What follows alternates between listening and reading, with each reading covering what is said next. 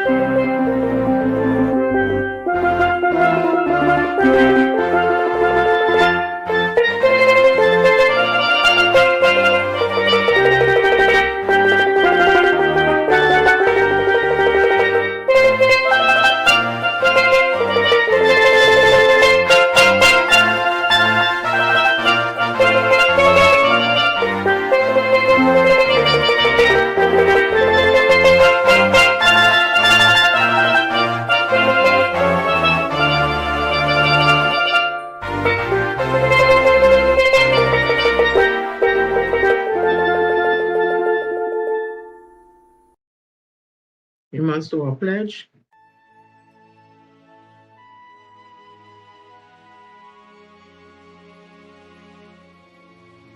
I solemnly pledge to dedicate my life to the service of my God and my country. I will honor my parents, my teachers, my leaders, and my elders, and those in authority. I will be clean and honest in all my thoughts, my words, and my deeds.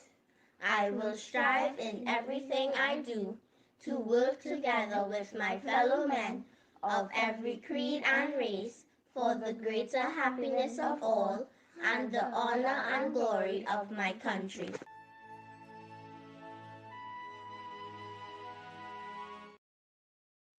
And we must have our good news. Sometimes it's current, sometimes it's historical, but today it's a little more current. So let us start this thing now. This gentleman I'm going to play here, he is a Democrat, a progressive Democrat, but he brings that energy and excitement. So I'm too around with the American political system and all that, but I do know just a little. So I know there's going to be some primaries or something happening in November. Will be a test to see whether who will hold the House or take the House. Anywho, the Democrat has pumped some new energy and new vibes into their, we will say candidates, but into their, well, I guess it's candidate representatives and stuff to go to, I think it's Congress. So take a listen. He reminds me also of the New York mayor, Mandami, who again is something new and fresh and something that young people would gravitate to. So listen to this, as well as being very effective and efficient. So let's listen to this gentleman. Abdul El Sayed has won the Democratic primary for the United States Senate.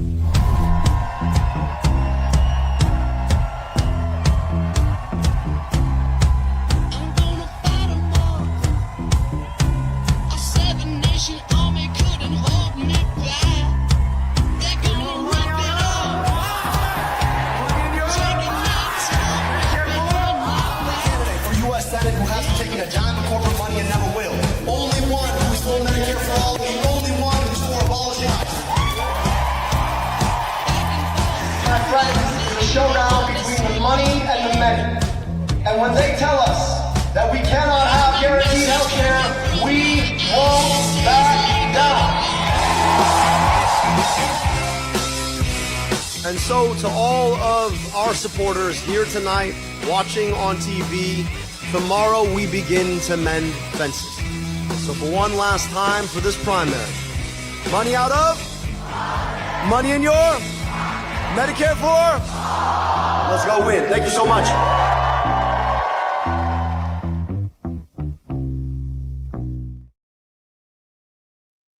See, I feeling the vibes. And I ain't even up there. Let me continues. Somebody did this and I thought it was the cutest, most beautiful thing ever I've seen for a while. You all may not agree, but I'm still showing it.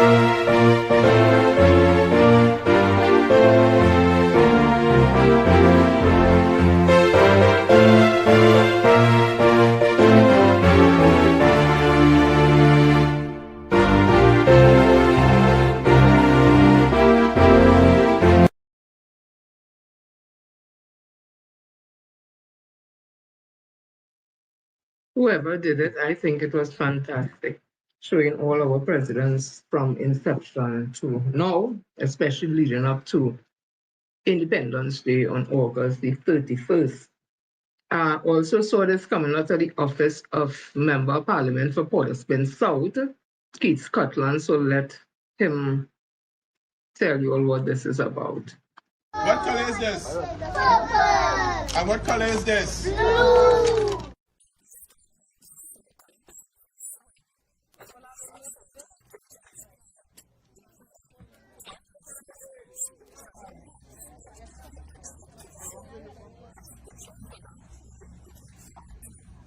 What animal you like? Alligator. Wow. What animal you like? Iguana. What animal you like?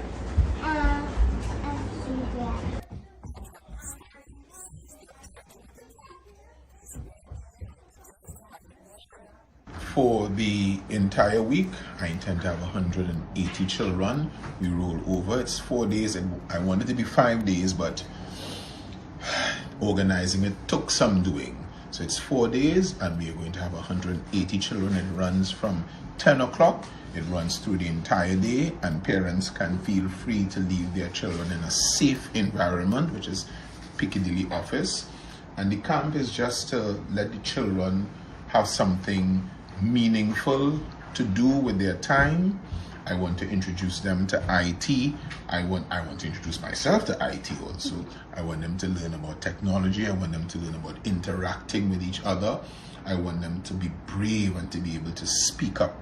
And if you saw the interaction, once you engage them, they started to speak up. I want them to be proud, law-abiding citizens of Trinidad and Tobago.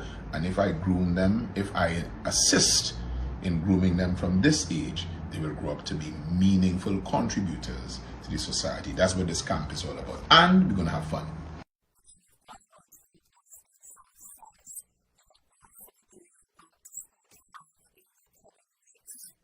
I am trying to maintain my promise that every child who requires an education in Port of Spain South will get the assistance from their Member of Parliament once they require it. And that's exactly what I intend to do.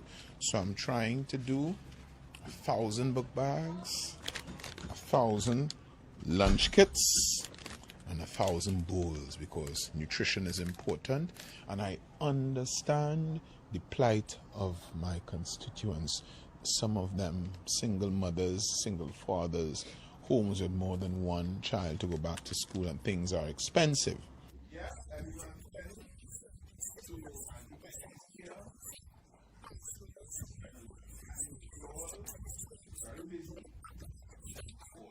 One boy, one girl. Maybe the two achievers from C, or the two achievers who are going into sixth form, I would ask my management here to put it out, and we'll select two children, one boy, one girl, and they will be sponsored entire back to school.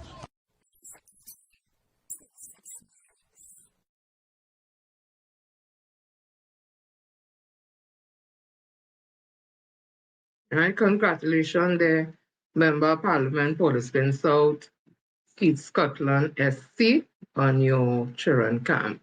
I also saw this and it piqued my interest.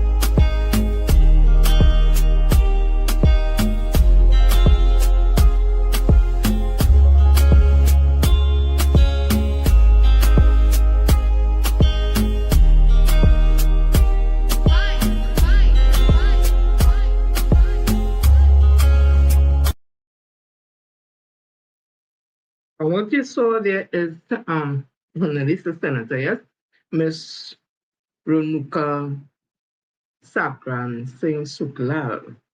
I think I get it correct. Miss Renuka mentoring. She has a program apparently. She and some of her friends, you saw the friends there, mentoring two young ladies.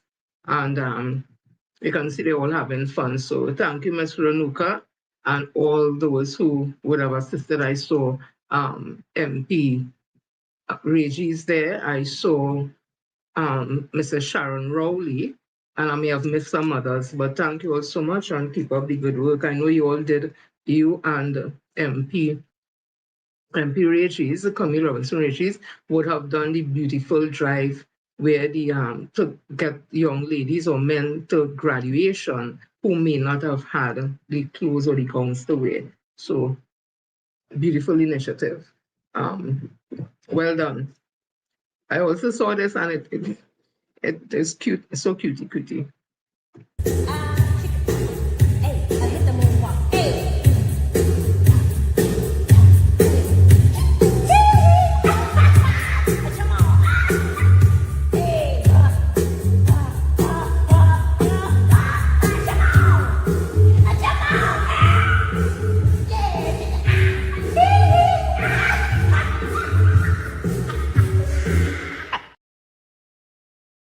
That's why you teach them positive things from young, so that when they get older, they won't depart from it. And it's so nice to see that the legacy of Michael Jackson, despite all that they would have said, continues to live on in his music. That even the young generation, little toddlers, could still enjoy it today. I also saw this, and this is for this one is for all of them who have the problemos. While them having the problemos, this is we.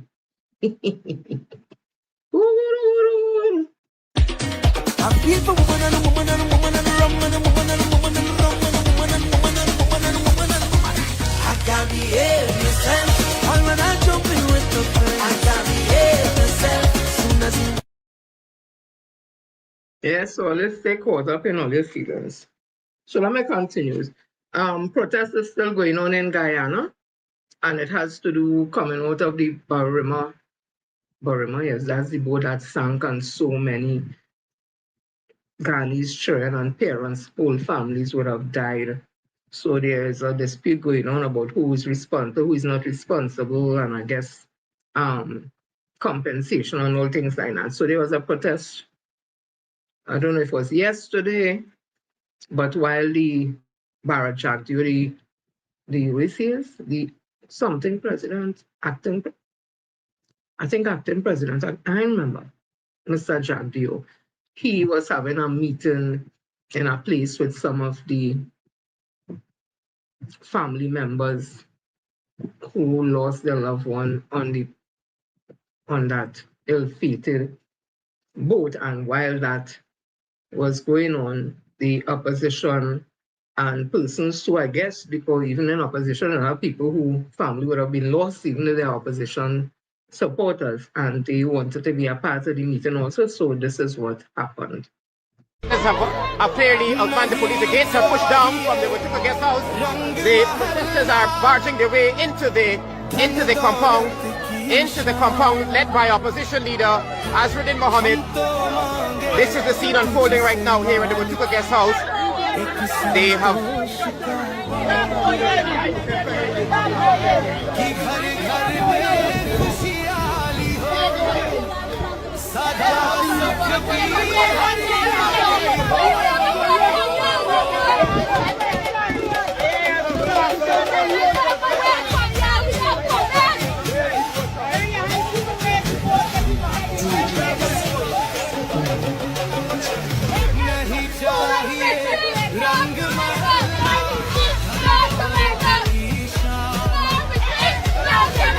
over 1,000 demonstrators have made their way into the Watuka guest house where Vice President Barajati is meeting with residents. They too want their voices to be heard, particularly over the Ndi Barima tragedy.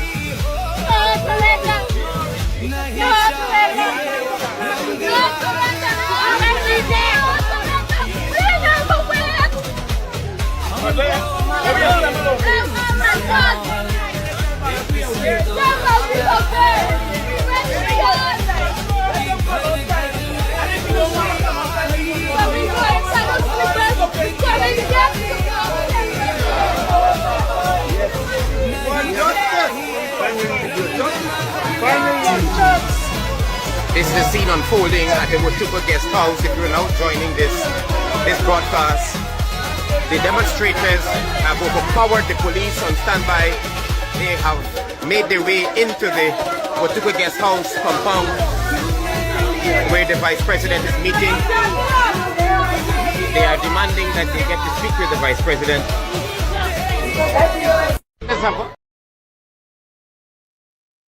Injustice is injustice anywhere, and injustice takes place in any ethnic group, any socioeconomic group, because injustice is against all, not just one or two. People face injustices in different ways, and they handle it in different ways. Closer to home now, this is out of Tobago. Normally on the old boats, we had places where we could have lie down and sleep. We don't have that anymore. We have to sit in the chairs for the full hours and just be uncomfortable, because so far the cabins aren't accessible to none of the truckers. The selling of tickets for the vessel is also of concern to the trucker, who wished not to be identified, as the facility is only available at 4 p.m. Where we could only buy tickets 4 o'clock. After 4 in the evening, so it's unfair for a guy who have to load the vehicle, to stop load to come down 4 o'clock to see if he could get a ticket, or if he live in Charlottesville, to come down from Charlottesville to see if he could get a ticket. According to the Minister of Works and Infrastructure, Jolene John, sea trials of the MV Golden Carrier continues. However, according to the Port Authority, commercial sailings started last month. Minister of Works and Infrastructure Jolene John spoke to the issue. It seems as if the trials are going quite well. So hopefully this week they will kind of start the rest of the service. It's something they have to do incrementally. At the end of the day, they can't just open cabins, because sometimes those things are trouble waiting to happen, meaning they're comfortable, they will help truckers and so on. But at the same time, you have to ensure that it is safe for every signature to be. Minister of Works and Infrastructure Jolene John, speaking on another matter, said the opening of the new terminal of the ANR Robinson International Airport is imminent. And they're just about ready. Little tweaks here and there in terms of operational tweaks, meaning like civil aviation has to give that note, what they call a NOTAM, NOTM, the notice to amend, but they're just about ready to do the simulation, the final kind of bring people in a simulated manner, and then they're ready to. Elizabeth Williams, TV6 News. It is interesting how Tobago is taking all these hiccups with the transportation, the sea ferry under the UNC. Very accommodating ferry. But under Dr. P. Christopher Rowley, it wasn't so easy. That Tobago ended up getting about 4 ferries. I ain't saying they ain't supposed to get it. I was just talking about how they behave under a PNM government and how they behave under UNC government. Very interesting. But once it works and they're happy, it is what it is. I'm bringing back this to your recollection. It's a kind of throwback something. So take a listen to this. 4TT News strongly respects the rule of law and the role that the judiciary plays in the administration of justice. Today, we take a further look at the actions of a particular judge as public outreach continues unabated. Questions about Justice Frank Sipasad's rulings continues to dominate social media. In November 2011, Frank Sipasad, as president of Assembly of Southern Lawyers, publicly called for contempt charges to be brought against opposition leader Dr. Keith Rowley. Rowley had made comments about Justice Ronnie Boodoo Singh's decision to squash an order of extradition for businessmen Ishwar Galbaran Singh and Steve Ferguson. 4 months after his public stance, Sipasad was appointed a judge in the Trinidad and Tobago judiciary in March of 2012.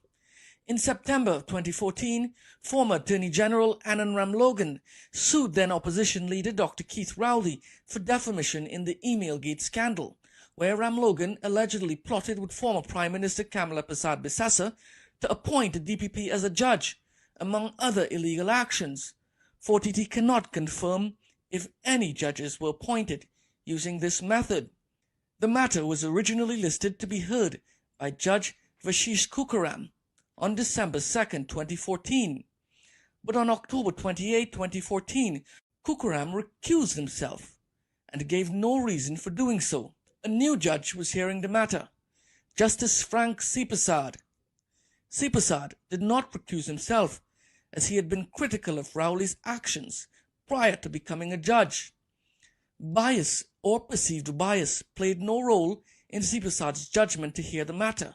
Rowley applied to the court for an extension, and Sipasad granted the order on December 16, 2014, with a stipulation that Rowley made submissions by January 7, 2015.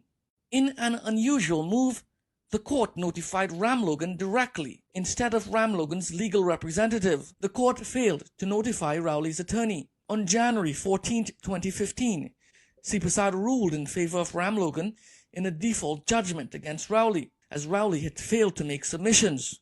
Public uproar ensued, and the judiciary issued a statement saying that an internal investigation was launched, and the public is advised that at the end of the process, any corrective action that may be deemed necessary will be swiftly implemented.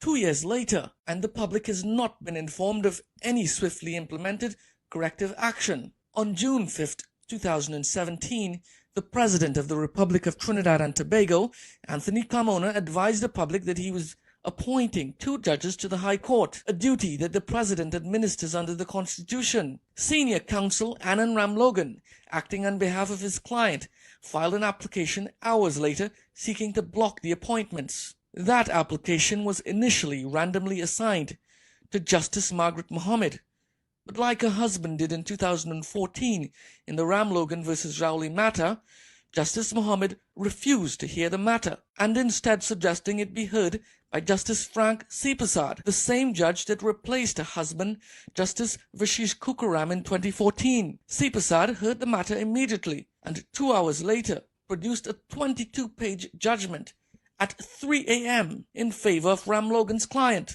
Sipasad ordered that the President of the Republic of Trinidad and Tobago hold the appointment process of the judges. This ruling was made despite Section 38(1) of the Constitution, which states that the President shall not be answerable to any court for the performance of the functions of his office, or for any act done by him in the performance of those functions. The state appealed the decision, and the appeal court immediately struck down CPSAD's ruling. Last month, CPSAD ruled that there was no need to file property tax declaration forms until the determination of a lawsuit challenging the fiscal measure.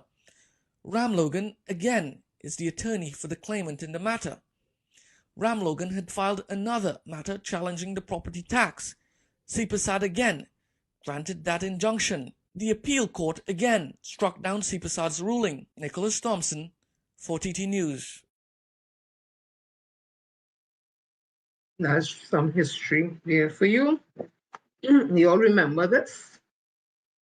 This Monday, KPB Plus leads a powerful anti-crime town hall at the La Jolla Complex, Eastern Main Road, St. Joseph. Hear from key experts, Professor Hubert Daisley, Dr. Indira Rampersad, Gary Griffith and Enrique Rodriguez, along with testimonials from real people, including victims whose lives are changed forever. Plus, an inside look at the UNC crime plan with political leader Kamla Prasad Bisesa. Crime affects everyone. Anti-crime town hall, La Jolla Complex, Eastern Main Road, St. Joseph. Live stream on all platforms. What happened to that noble idea of getting everybody involved to come and speak about crime? That was under the PNM, yeah. Crime out of hand, and they had so much ideas. They had so many subject matter experts and all that. What became of that? What was the crime plan?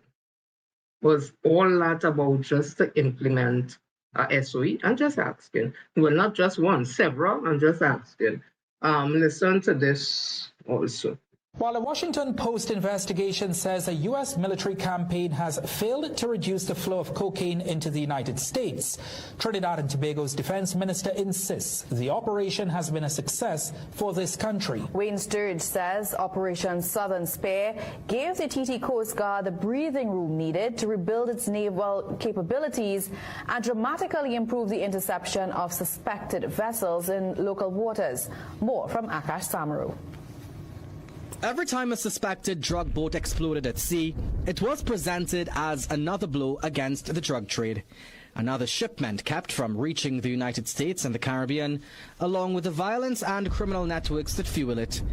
But a Washington Post investigation now claims those high-profile military strikes failed to reduce either the supply or the price of cocaine in the United States. Instead, it reported that traffickers adapted by abandoning high-speed go-fast boats in favor of larger vessels, hugging coastlines where U.S. forces were less likely to strike, and increasingly relying on aircraft departing clandestine airstrips along the Colombian-Venezuelan border for Guyana and Suriname. Now, this prompted CNC3 News to ask Defense Minister Wayne Sturge whether Operation Southern Spear had reduced drug trafficking into Trinidad and Tobago, and if it should be considered a success for the country. The minister said the operation delivered significant benefits by giving the Trinidad and Tobago Defense Force time to restore its naval capabilities. Minister Sturge said Operation Southern Spear gave TNT much-needed breathing room to get its naval assets up to 75% capacity, and from the daily updates he receives, he can say for certain that the interception rates of suspected drug vessels entering this country's territorial waters are near 100%. Sturge, however, acknowledged that maritime interception alone would not solve the country's long-standing trafficking problem. He told CNC3 News the government remains fully aware of the fact that for the last 2 decades, most of the illegal firearms and narcotics enter through ports of legal entry, and that is something the state is still working on. CNC3 News asked for statistical evidence that less drugs are now coming into the country. However, the minister directed us to the police service, and questions on if Operation Southern Spear continues were referred to the U.S. Military Liaison Office of the U.S. Embassy. That request for data was sent to the TTPS late this afternoon, and we are awaiting a response.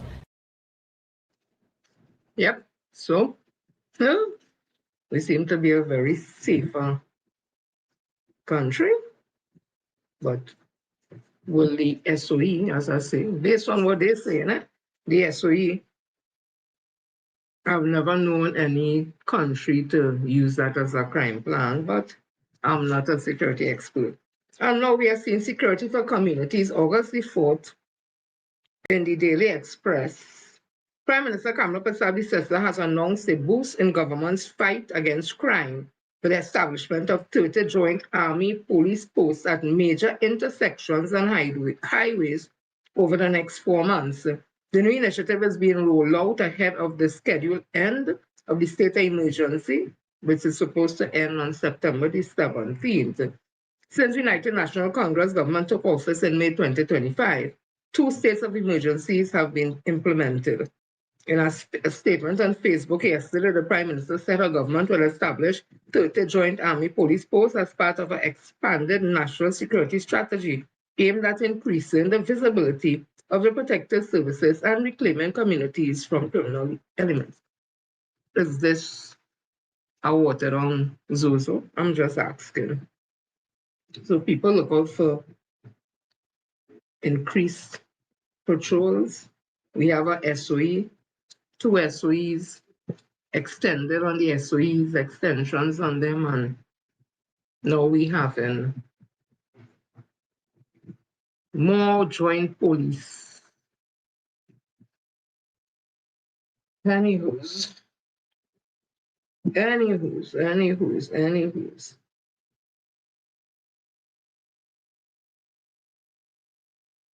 So I saw this here and I said, let me just read it. It says, it's written by, the name I'm seeing below is Norman Dindial.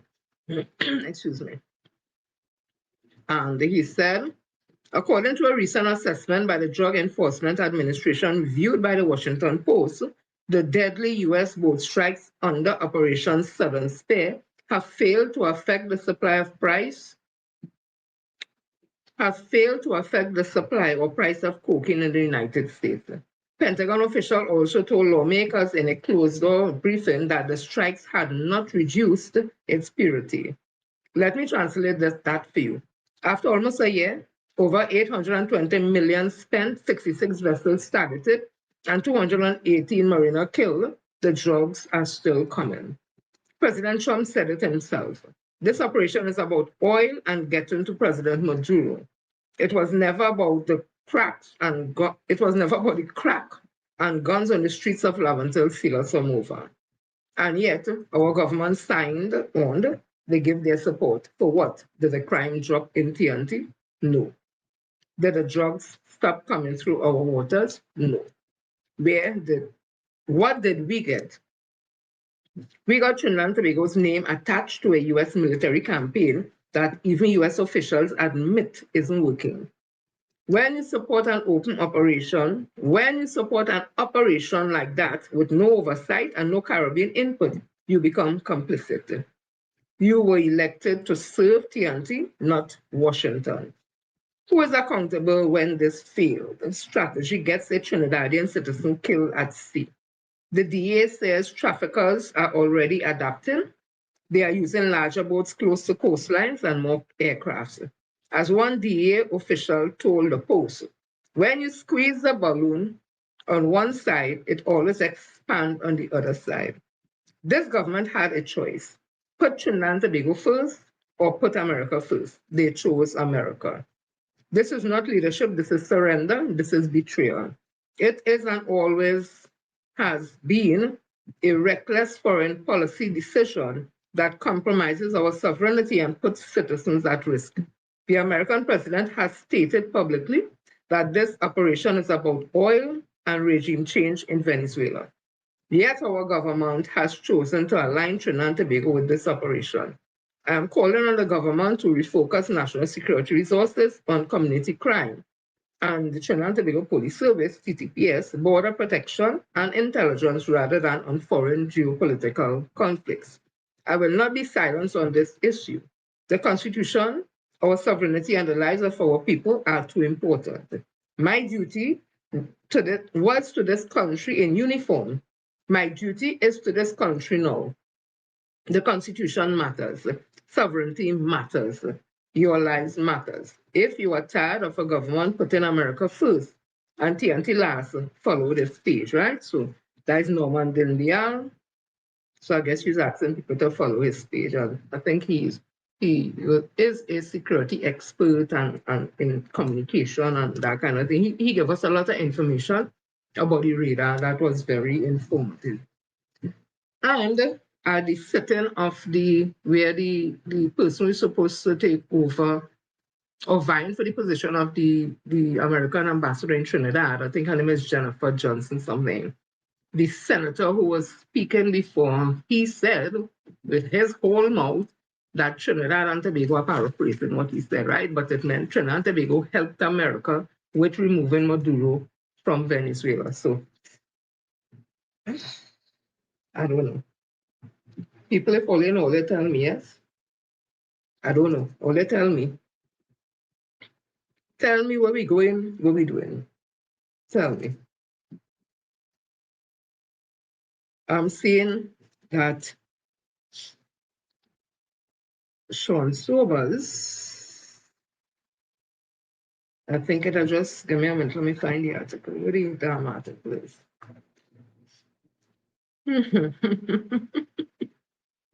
Oh, Lord, oh. Right.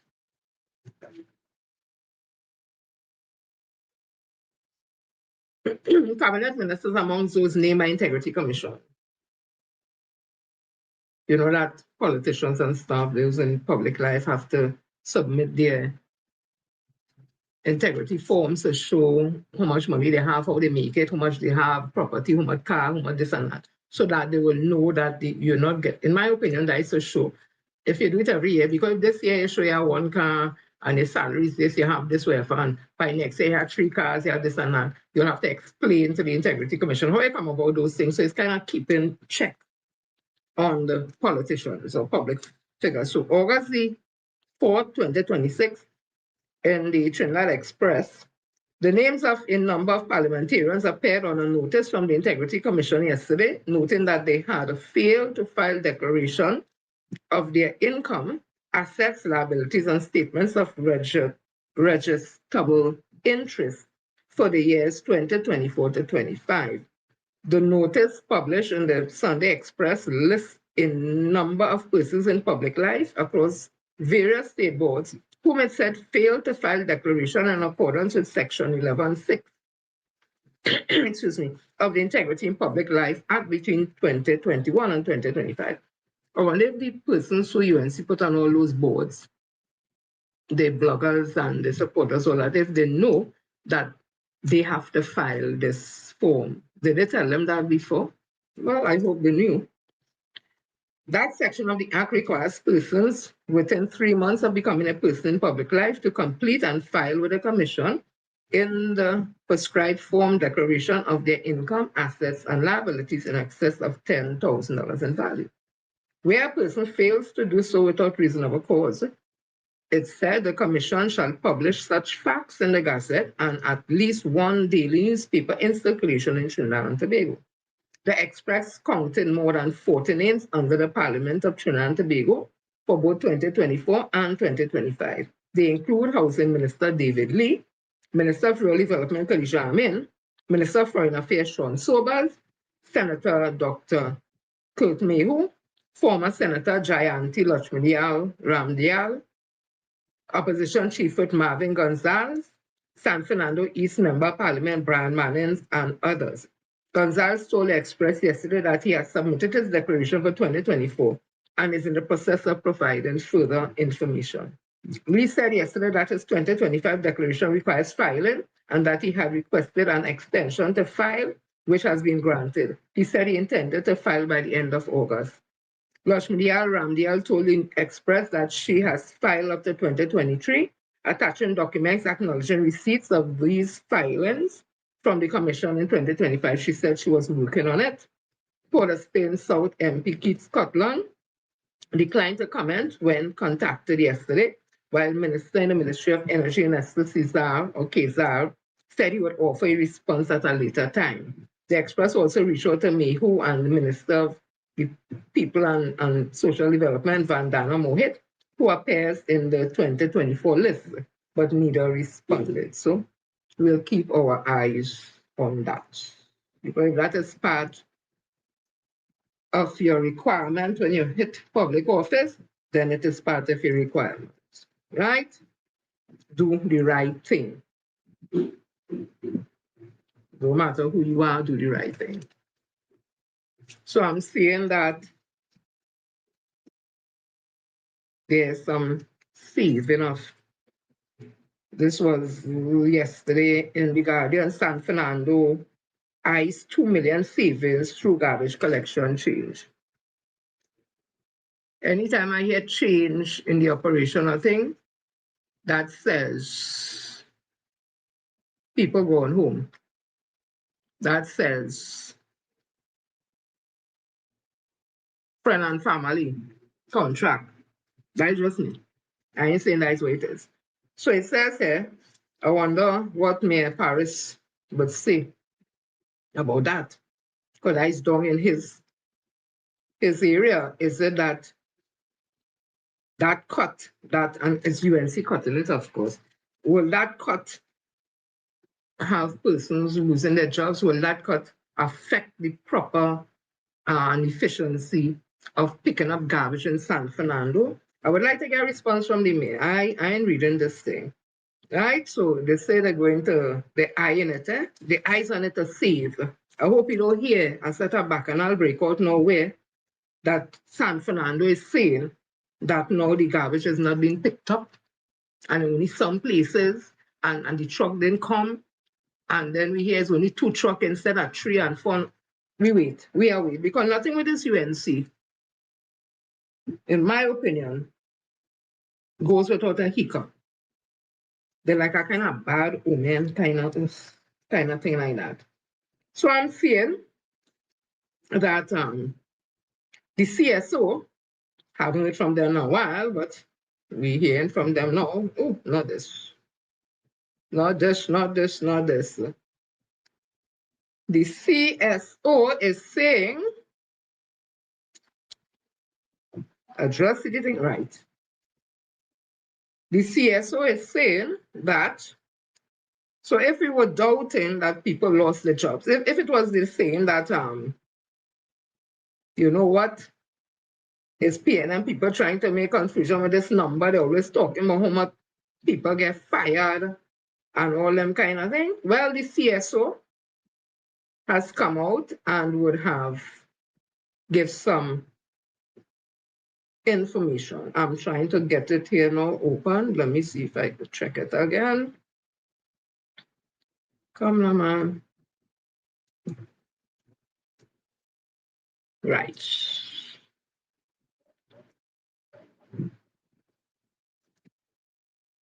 CSO records, and this was 3 days ago, CSO records nearly 6,000 job losses in the first quarter of 2026. That's in 2026, they didn't talk about 2025. And there's something blocking the whole story. So I will leave it at that, and I will just show some videos instead. So the CSO is called like the Central Statistical Office, right? So they are saying in the early part of this year, 6,000 job losses. Let me see how they respond to that. I'm also seeing that the Dr. Sarat, I didn't know he was a doctor. What kind of doctor? I don't know. Dr. Sarat Singh, in my opinion, just as how that one who used to be the President General or Secretary, whatever, CUW, Clyde Elder, how he would have dismissed when they told him about the 10,500 CPAP workers who lost their job. He said, like collateral damage. I think there's also a dismissal of the CSO report, in my opinion, by Dr. Kennedy Sowat-Singh. I think I should have put, yes, look at here. So, Planning Minister Dr. Kennedy Sowat-Singh says the nearly 6,000 job losses during the first 3 months in 2026 should not be viewed in isolation, arguing that the decline reflects a recurrent post-Christmas employment pattern and does not by itself signal a weakening labor market. Listen to me. Oh God, could you all stop it? Could you all stop it and speak the truth for once? Stop it. If it wasn't true, let me just look at this, right? So you want to say that is true, that I just are not a proper indication and whatever. Listen to this. It's not an indication of the weakening of the labor market, but it's more seasonal. Job losses reflect seasonal trend. Who get hired for Christmas? The noops, the noopops, whoever, knock-pops, M-pops, whoever, 200 people. When 10,500 CPEP workers went to whoosh. URP workers, contracted workers, reforestation workers, people from state board, any way they could get people from that look like me and like you, who they suspect may be paying them to send them home. So isn't that a weakening labor market because I'm not seeing a large influx of people getting jobs? So let's listen to Dr. Marlene Atz. Economist Dr. Marlene Atz is warning that Trinidad and Tobago's latest unemployment figures represent more than just statistics, saying thousands of households are now facing increased financial pressure.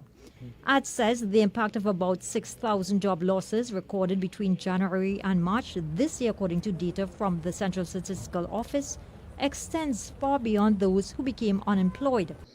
The real impact of these job losses is felt around the kitchen table, and it comes down to whether families can afford groceries, whether they can pay the mortgage or in many cases the rent, or whether they can purchase medication or have the financial wherewithal to put a healthy meal on the table.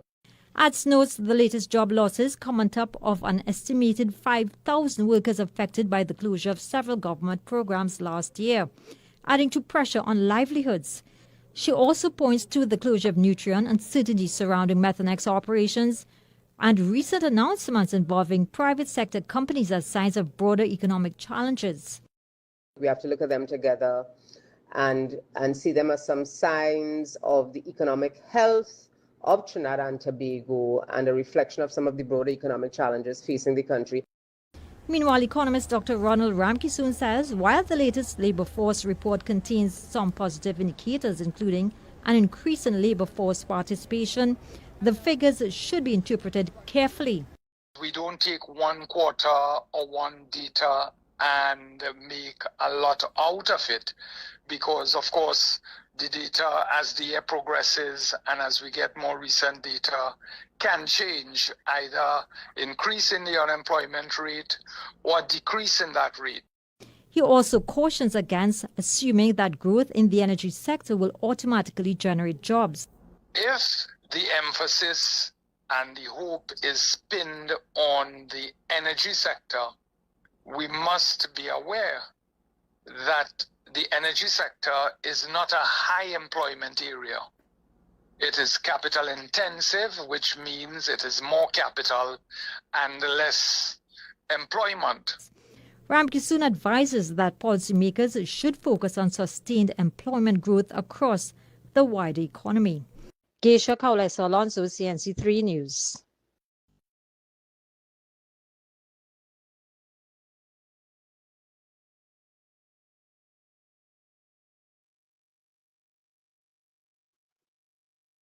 So the economist saying one thing.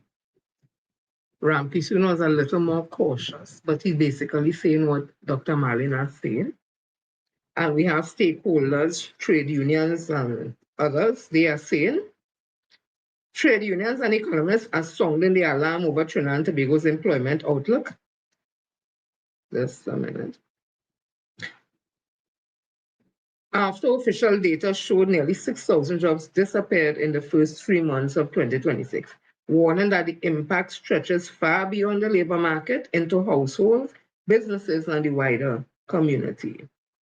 Right? The latest labor force survey published by the Central Statistical Office, CSO, and it went on to say what it said. The CSO reported that in the 1 quarter 2026, the estimated average numbers of persons with jobs for all sectors was 564,000 compared to the 4th quarter 2025. The overall employment across all industries decreased by 1%. Addressing the situation Seaman and Waterfront Worker NATU General Secretary Michael Anissa said the figure should be of concern to every citizen. He argued that unemployment extends far beyond captured in official statistics, saying many people at disadvantaged communities have stopped searching for work altogether.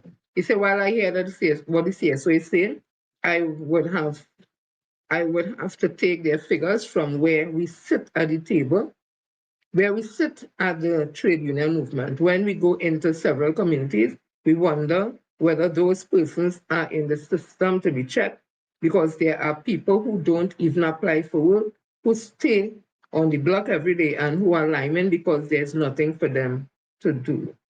He warned that prolonged unemployment is eroding the country's social fabric and called for an urgent national conversation involving government, employer, trade union, and other stakeholders.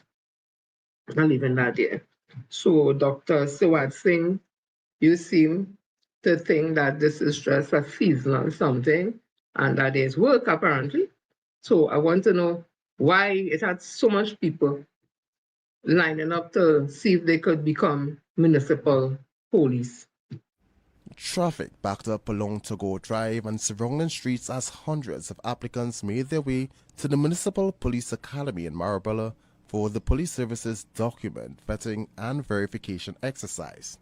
Many parked some distance from the academy before making the long walk under the blazing sun. Although rain fell at times, it did little to ease the heat or shorten the queues outside the venue. Applicants arrived carrying birth certificates, identification cards, driver's licenses, and academic certificates required for the next stage of the recruitment process. Well, I always was into the policing, so I would say I would join it to become a police. It was always exciting to me. If you're signing up for the police, I mean you're bound to walk into the crime scene to be ready for it. Applicants said the verification process involved long periods of waiting while officials examined documents before determining whether candidates could proceed or needed to submit additional information. Joshua Charles of Claxon Bay estimated that about 500 people attended the Marabella exercise, although the TTPS has not released an official attendance figure. He was among those asked to provide additional documents before his application could continue. When we came here this morning, had a lot of people, a very long line. A lot of people got through and a lot of people got sent back home. Despite the long wait and the realities of policing in a country grappling with violent crime, applicants said the opportunity to serve and build a career outweighed the challenges. The thing that attracted me about the police service is serving a country and being somebody that others could look up to in authority. That's what basically attracted me, and being somebody that could help others in the community.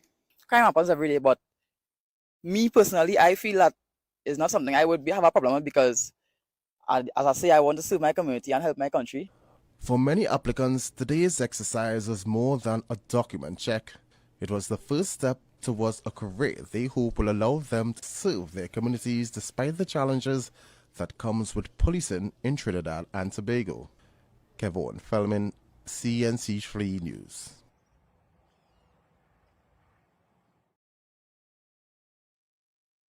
Good for those who are willing to serve. I hope they're able to realize the dream. But in my opinion, I'm no economist. If this thing with what the CSO talking about in the first quarter of 2026, that 6,000 persons unemployed, Dr. Sawat Singh is saying that's a seasonal something, whatever the case may be. I think when you watch them long line of people there, them long line of youths there, it tells you that if they have no work, they're looking for work.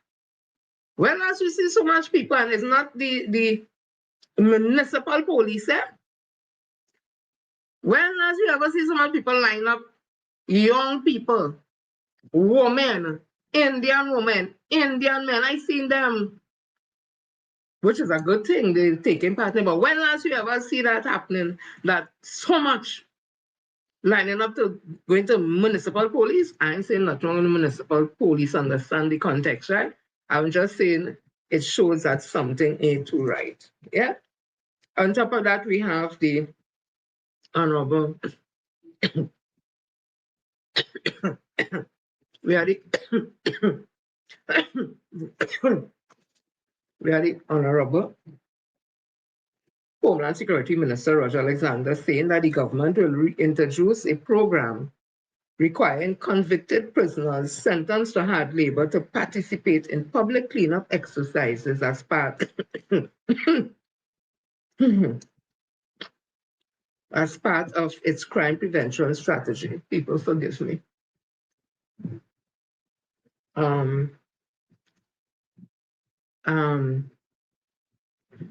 The UNC fired 10,500 CPEP workers last year, URP workers, thousands of them, reforestation workers, thousands of them. And now you're going to take based on what they say, I have nothing, I am not against rehabilitation and restoration and all that. There is vision and a mission that the deceased Wayne Chance would have started, and they did a lot of work, so I'm all in for that. But you're saying you're going to take the criminals and them hardened ones to bring them to do, but basically from what you're saying, the worker you have the CPEP and I don't get it, I don't understand. I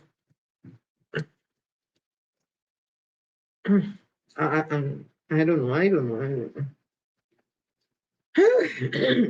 What's that? Me, I really know. While all that going on, while all that is going on,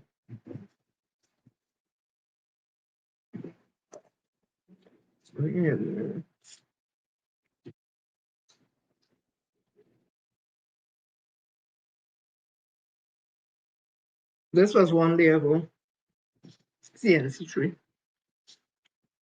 Let me open the article. Young, government's running distraction campaign from job losses. Former Prime Minister Stuart Young has accused the government of using distractions to divert attention from worsening economic conditions after figures from the Central Statistical Office yesterday showed roughly 6,000 jobs were lost in the first quarter of 2026. In a statement Tuesday, Young said while Prime Minister Kamala Persad was leading what he described as a distraction campaign, thousands of citizens, including some of the country's most vulnerable, were unemployed and struggling to support their families. Whilst Kamala Persad is leading a distraction campaign, there are tens of thousands of citizens, including some of the most vulnerable, who are unemployed. They and their families are hurting, worried about where the next meal will come from and how children will return to school, he said. Young linked the economic challenges to the closure of two major international petrochemical companies at Point Lisa, Nutrien and Methanex, saying that the shutdowns had resulted in job losses, reduced foreign exchange earnings, and lower government revenues. He also questioned why the Ministry of Energy has not published monthly oil and gas production data since November 2025. What is being hidden, he asked. The former Prime Minister said hundreds of small and medium-sized businesses had also closed as economic activity slowed. He criticized increase in taxes, electricity and LPG prices, as well as the introduction of a landlord tax, saying that they had raised the cost of doing business during an already difficult period. Young further accused the government of increasing the country's debt by borrowing billions of dollars over the past year, including US $1.8 billion, while revenue had declined. He also questioned the withdrawal of more than US $510 million from the Heritage and Stabilization Fund, saying no explanation had been provided.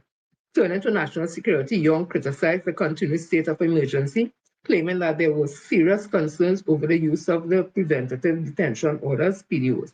We are in a rolling state of emergency where there are serious questions to be answered as to the abuse of PDOs issued by the government.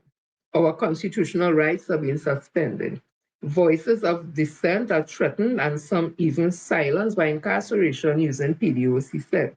Young also accused the government of undermining democratic principles through a lack of accountability and transparency. Democracy is under unprecedented attack The country is being callously governed by tweets and Facebook posts with no accountability and transparency, he said. That there is former Prime Minister, former Minister of Energy, and current Member of Parliament for Port North St. Anne's West.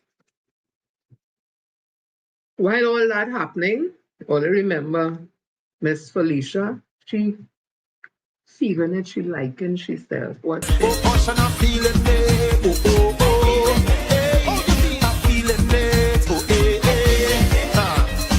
Every time we jump, oh yeah, yo, every time we whine, maybe so in my body, I'm feeling it, oh oh, feeling it, sing it in the man, everybody.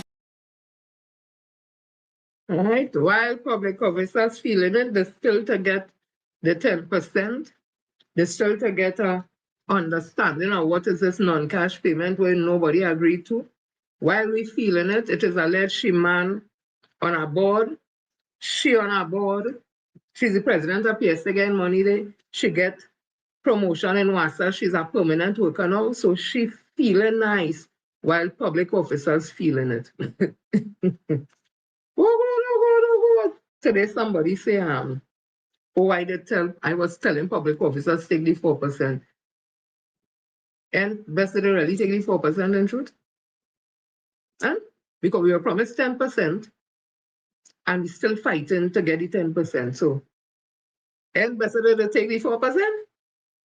As I was saying, we'll continues. So, I'm going to put up a graph here. And what that graph is, the graph is showing, somebody would have done the graph, you know, that in my area. Let me just find it quick. Let me find the word state. Because while them feel this is a joke, this is serious business here. So the numbers that is on the graph there, those who could read graphs, don't expect me to explain every right? The numbers are really sobering. 117.46 billion in debt. Let me see if I see that there. See. Hey. All the mad people all read it. 59.85 billion in unpaid revenues. It's somewhere there. A 51.94 billion overdraft, all that day, and a 1.59 billion in expenditure the Auditor General could not verify. Anyone asking Tanko where the 1.59 billion gone, or the Auditor General can't find? So they was talking about what? Can't remember the thief one? 2-point-something billion, it went all over the place, and we get a final, which is an accounting error, which is nothing new. All over the world, accounting errors just happen because a new system was introduced into the central bank, and because of that, whatever. So the money wasn't missing or theft. It was not lined up properly with the system and whatever. But now the same Auditor General today, the same one, asking questions about a 1.59 billion expenditure, and she couldn't verify the spending. Same Auditor General, what's she name? Jaiwanti Ramdial, or something she the name. Yeah? Not a word. Not a word. And we only borrowing. I hope people who could read the graph was able to read it with the information I just gave. Let me continue. Hey. So, a gentleman is telling, listen to this. He say we ready. Dear Madam Prime Minister, we are ready. We are ready to discuss the state of the economy. We are ready to discuss the state of unemployment. We are ready to discuss the releasing of the names of the 2 senators that you have accused of seeking bribery in support of the Zozo bill. We are ready to hear from you concerning the recent revelation coming out of the United States that your regime participated in the removal of the Venezuelan president. We are ready to discuss the youth programs that have been shut down. We are ready to discuss these things. Are you ready? Let's have these critical, crucial discussions. Yeah, remember this, Jesus Christ is your Lord and Savior. Peace. Right, so the gentleman there is asking if the Prime Minister is ready to have these serious conversations. Listen to something Dr. Rowley posted. He said, so the public expressing their open frustration at her failed, hateful, and vindictive policies at the doings of the PNM. I presume it is the PNM that took bread out of the mouths of tens of thousands of people, including children, and you think that your hurt is more worthy of attention than the starving hordes? You are not the first. Go and ask Marie Antoinette. This woman poses a great danger to the social and racial stability of this country. She is out of control and needs to be stopped. People, before I get into that, let me just give you a little historical perspective as quickly as I can. Because those behaviors didn't start just so. It came from somewhere. Learned or unlearned, it came from somewhere. And just recently I was able to open this. You know, now I can open it just now. Excuse me. Okay. So that was removed, but that's okay. Let me find another one.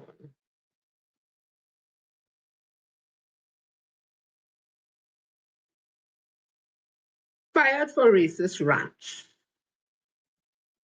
You all remember that?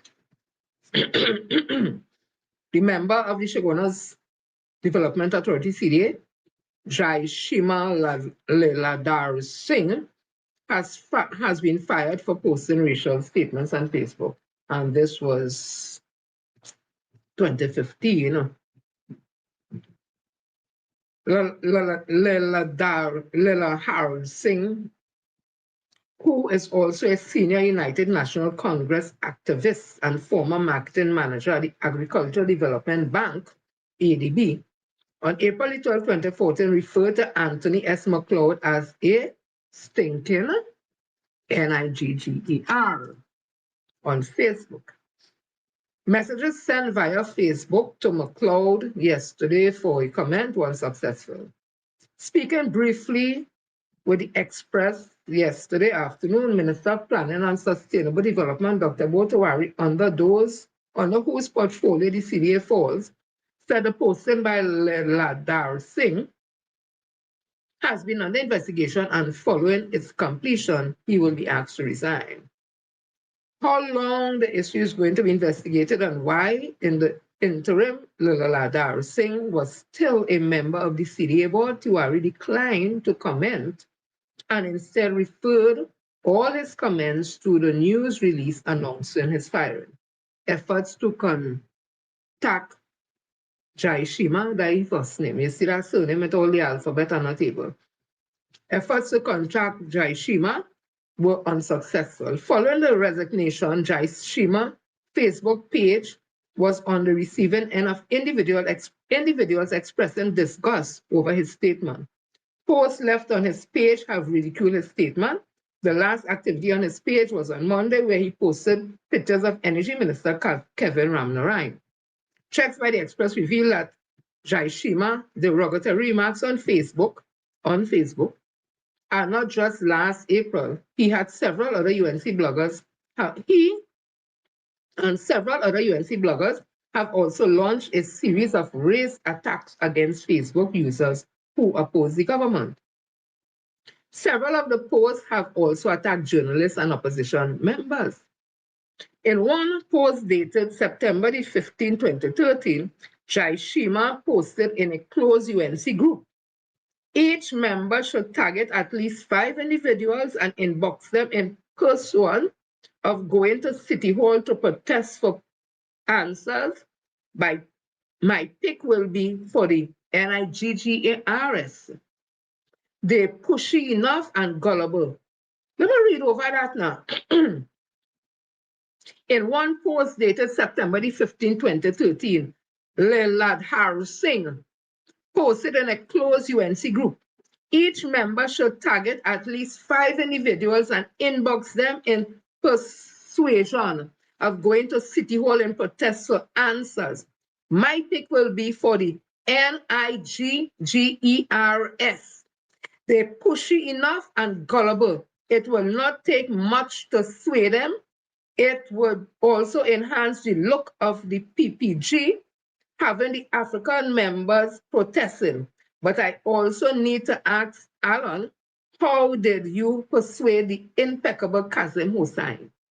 Sources told the Express that only a select group of UNC bloggers have administrative access to this closed group. Last year, the administrators of this group expressed concerns over the leaking of conversations into mainstream Facebook. Sources say the group's main objective is to attack anyone perceived as being anti-government by using racial slurs and personal attacks. Sources further told the Express that a relative of a former government minister who was once employed as the minister's personal assistant has also been named as one of the administrators of the closed group. Efforts to contact the assistants were unsuccessful. The genesis of the remark made against Nichols MacLeod started following a post on April 11, 2016, written by former Prime Minister Bazde Pandey. The post was in reference to comments made by Pandey in the media following the death of former Prime Minister and President Arthur N.R. Robinson in 2014. In that interview with the media on April 9, 2014, Pandey said, though he sympathized with relatives of Robinson on his passing, I was instrumental in him becoming both Prime Minister and President, but I think that the issue would not be as kind to him for some of the things he did while in office. In his Facebook post 2 days later, Pandey said, it seems that my response to some journalists from the media who asked me to comment on the passing of Mr. Aaron R. Robinson had caused some very interesting comments, but none has accused me of speaking untruths. Had I lauded praise on Mr. Robinson, I would have been accused of hypocrisy, and justifiably so. All I said was that history will not be as kind to Mr. Robinson as I had been to him. And when pressed for an explanation of the statement, I referred to the 1818 election deadlock in 2001. I also referred to the breakup of the NAR. In so doing, I spoke not an untrue word. Would my critics have preferred that I lied? Some say I should not have said what I said on such an occasion. Is there an occasion for the truth and another reserved for lies? If so, then they must surely have a morality of your own. I only asked that they do not pass it on to their luckless children. This is the Facebook post. One day after the post was made, Leladhar Singh posted, I am glad that Robertson is gone forever. MacLeod is of African descent. MacLeod responded, you would also be gone forever. We all have to go. I can't believe how big people can be so stupid. Leladhar Singh then stated, go F yourselves, MacLeod. You bastards will never understand because you have never had to fight or work for anything. I give my opinion and I don't care what the F parasite, what you F parasite think. The post by Leladhar Singh received 1 like from Bridgie Ramkisoon. Checks on his profile have revealed that Ramkisoon is a medical doctor. MacLeod response to this rant was, ha ha ha, you're real funny. It was at this point that Leladhar Singh stated again, and you are a stinking Niggr. That was on Facebook, eh? McLeod brushed aside the comment saying, you can say what you want, you still have to deal. And you still will die as a low-class Niggr, Lila Harrison shot back. McLeod responded, you don't know me nor my status, and you are not so confident about your statements. From what I can see is that you do not have no class. F, you both, Anthony McLeod, you are a effing, stinking, and low-class Niggr, Lila Harrison wrote. Pandit then intervened and warned Lila Harrison about his conduct, stating, my dear Jai Shima, please do not do anything to exacerbate the racial problems which has been the bane of this society for centuries. Speak your mind without being offensive, please. On December the 26th, 2014, Lehada Harrison also accused the Express of being racist and called for a boycott of the newspaper on Facebook. I thought it was important to read that because the conversation going around the air that the Prime Minister speak on, it was a phone conversation between two people. So a phone conversation is supposed to be private. That was wiretapped or something. I don't know who got permission, who didn't get, but it was wiretapped. And that private conversation became public. But this was somebody publicly on Facebook calling a person of African descent a low-class thinking Niggr, and to get Niggr to come out and stand up and protest because they're easy and they're gullible. That was said for everybody to see. It wasn't a private conversation. It was public for thousands and thousands to see. And when people having private conversation, I heard a man on radio today, and I applaud him if he's true, that not even in private he does talk like that. I want to tell him hats off to you, sir. Because I don't know it in any home where in private people may not say things that they would not say, things that they would not say in the public.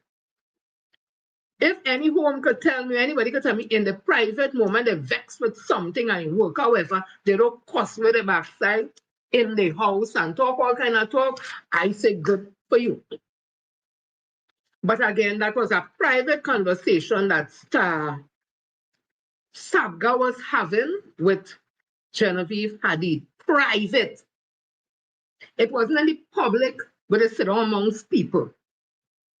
How much people of Indian descent in their homes and having private conversation don't call African people the N-word and stink this and that. I just asking, I'm not saying it right, but it is in private. You don't know what in a man's thoughts, and you can tell a man what to think and not to think.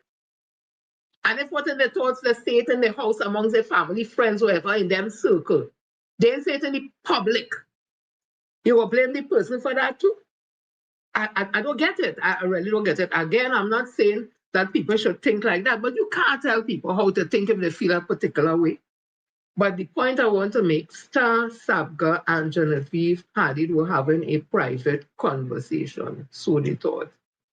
Jai Shima, on the other hand, wasn't having a private conversation. He had a public conversation on social media where he called a man a stinking, low-class Niggr. Right, I leave in that day. So that was just bring back a little.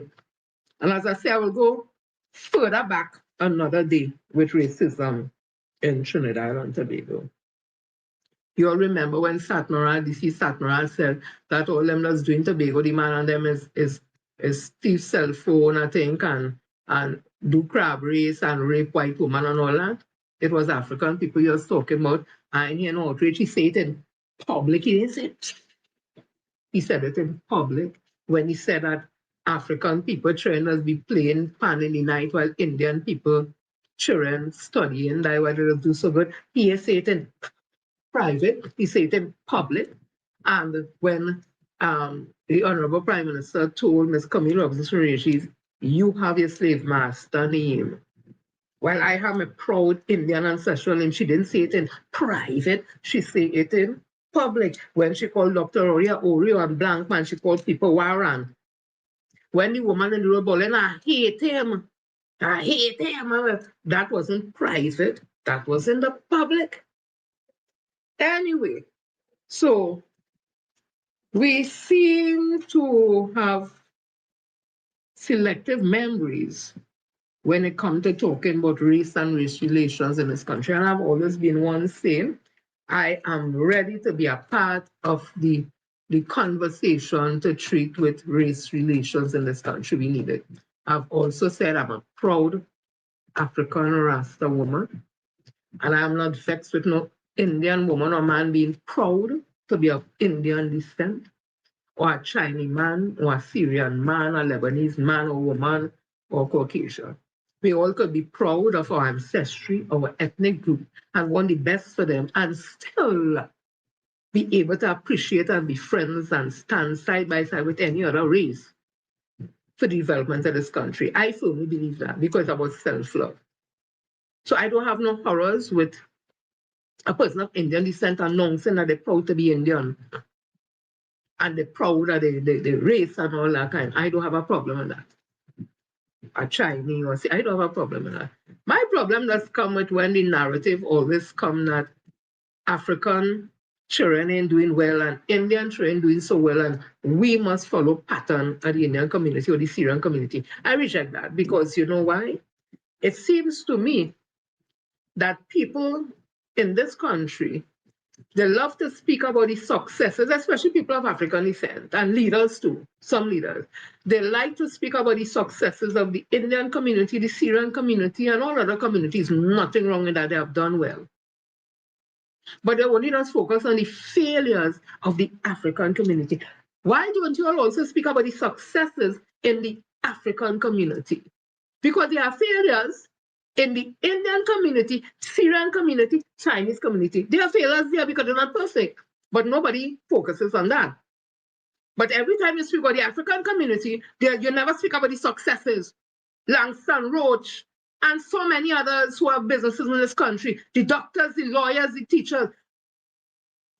Before indentured laborers came in 1845, enslaved Africans were in Trinidad. They came through under the settler population. Some came free straight from Africa, Muslim and others.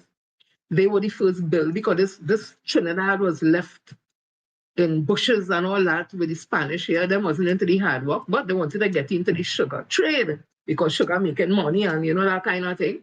So they invited the French and all the indentured, hear me indentured now, all the enslaved Africans, some domesticated, some not, some now reached whatever, to Trinidad. And it was our ancestors, African ancestors, who cut the roads, did the infrastructure, built the homes, and started the society in this country. We were the first builders of this country. And then we also the first solicitors and teachers and doctors, and we had all that. And we continue to. We were in businesses, we were in real estate, all in Port of Spain and all different places. But how come nobody ever speaks about the successes, again, I say, of the African community?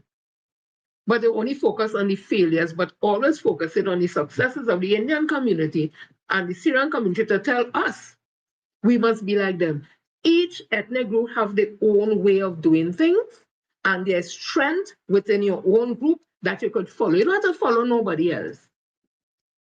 At the end of the day, it's the successes. So I wish people will start off first speaking about the successes in the African community and don't start with the negatives or the failures. And when they speak about the Indian community, while they speak about the successes, because they have succeeded, also speak about the failures in the Indian community or Syrian or any other community. Those are things that we need to learn and understand, and that is a part of loving yourself. So let me continue. So listen to this. The UNC government of Trinidad and Tobago appears to be quickly spiraling out of control. On this beautiful Monday morning in August, the sun is shining, the birds are chirping. Barry Pateras' social media page was screaming into the internet about a sick coward in his words. To wake up on a Monday morning with so much anger. Oh my goodness. Just hours later, the Prime Minister took to Twitter or X in a new unhinged rant which would make even Donald Trump look like a model citizen. She invoked the term stinking coolie to describe herself 5 times today in just a few sentences. By my count, allegedly Star Sabga said the phrase twice in the 15 minutes recording. Kemla Prasad Bisesar has now used it to describe herself and her supporters over 10 times in the past week, 5 times more than anything we heard in the leaked audio recording. Look, politics aside, something has gone seriously wrong with the UNC government to be shouting hatred and racism on the internet bright and early on a Monday morning. It's been almost every day over the past week. They've lost it. It's possible to have disagreements on how to run the country and differences of opinion without behaving this way. I don't really want to cover this topic any longer. Their words are just not good for anyone to consume. But remember, they won in 2025 with just 29% of the vote. Almost half of the country didn't vote. One way or another, the country will get through this. You will have other options in future elections. May God help Trinidad and Tobago. We need to stop being afraid to address the issues we have with race in this country. We need to really stop being afraid to say what Mrs. Khan, the Prime Minister, has said. She called herself, in saying that, look where she reached, a little coolie girl from somewhere. She didn't even say where it's from, but somewhere. That has entered in the Hansard of Parliament. She willingly called herself that because I don't know when she may have, I don't know the conversation, the private conversation between Star Sabga and Genevieve Hadid. A private conversation that for whatever reason there was a wiretap and that it was released and everybody here. But remember the word, it was private. So had they not wiretap, they would have never known that is what Star Sabga say about the Prime Minister. And that is salient and important point there, you know. It's not what the ladies say, is that they find out because the tap she phone, it was a price. She didn't go and stand up in the road and cuss and say this ugly woman, and no, it was a private space. And as I say, you can't stop people from thinking what they're thinking if they are angry and in their own home they say certain things. You may not like what they're saying, but that's how they feel. But if they come in the public and say it, well, then all of we go have problems with it. So when people saying we are saying nothing, more we start saying, starting talking to we, she didn't talking to the Prime Minister. She didn't talking to she niece in a private conversation. How much are we going from work and the boss or some co-worker and they go me say, you see this so and so girl and it happened, right? So my point is, our Prime Minister started to call herself coolie girl. And I don't know why we're afraid to say the word. She said, we have never said we are NIGGERS. We have never said that.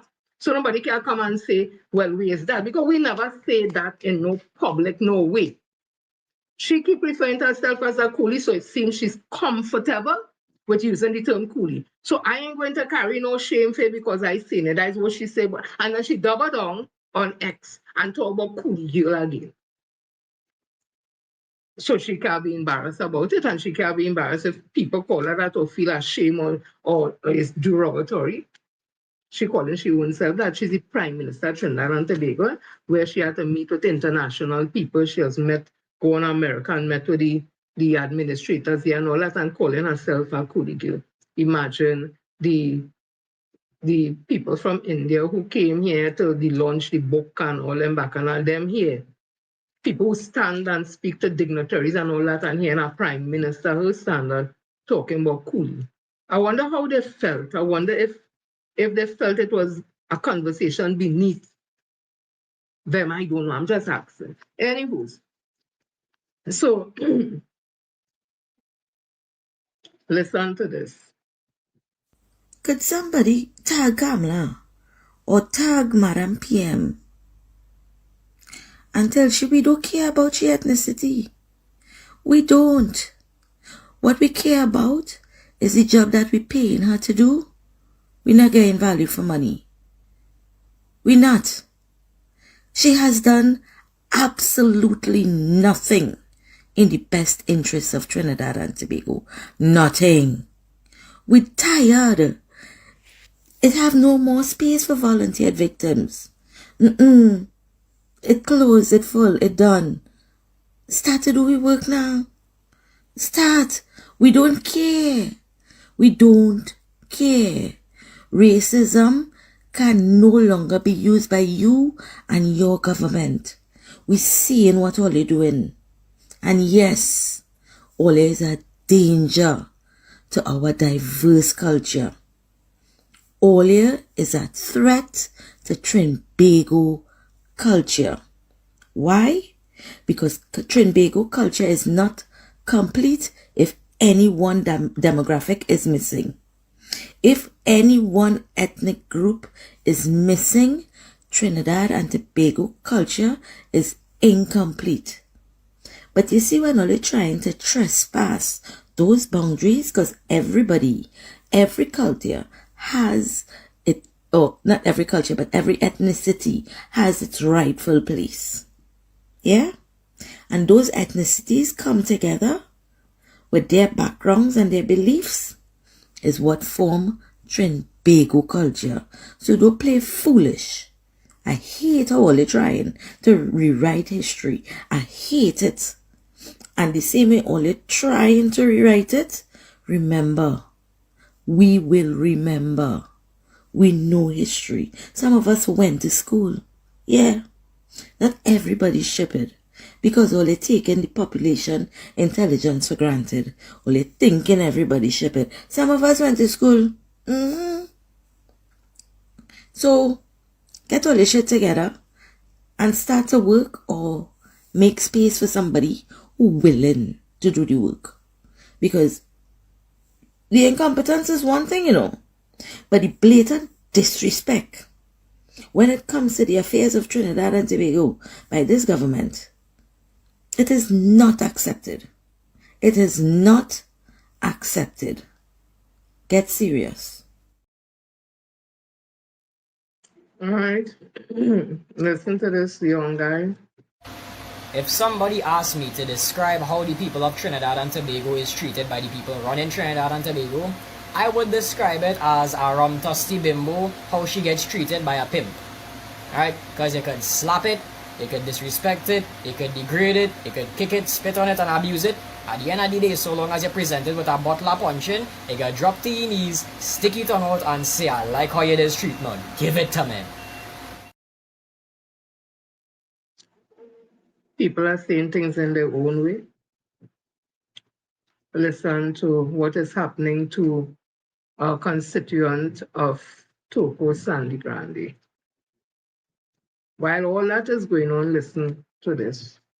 Good evening, everybody. I am in Sandy Grande. Toko Sandy Grande, I'm going to show you the sign too. Watch your eyes, watch on my children and them, watch them. I'm going to flick the camera so they could see. Watch my children and them. Alright, you see everybody sit down here? Watch them. You know what I'm coming to hungry without a food card where they give me after I walk up and down with wind stilt up and down Sandy Grande for he to win the election. When he do win now, he gave me a $530 food card. Watch. It wasn't working and how long I brought it back? I brought back the food card for them because it wasn't working. That was since March. You know how long I waiting for a food card? Just to feed. I mean, I'm not working and I ain't getting no work out there because of the Prime Minister will come in power now. You understand who we vote for? She gives nobody nothing. You understand what you promise people? I'm going to show you the sign. What's the sign? See that sign? What you see in the sign? Watch.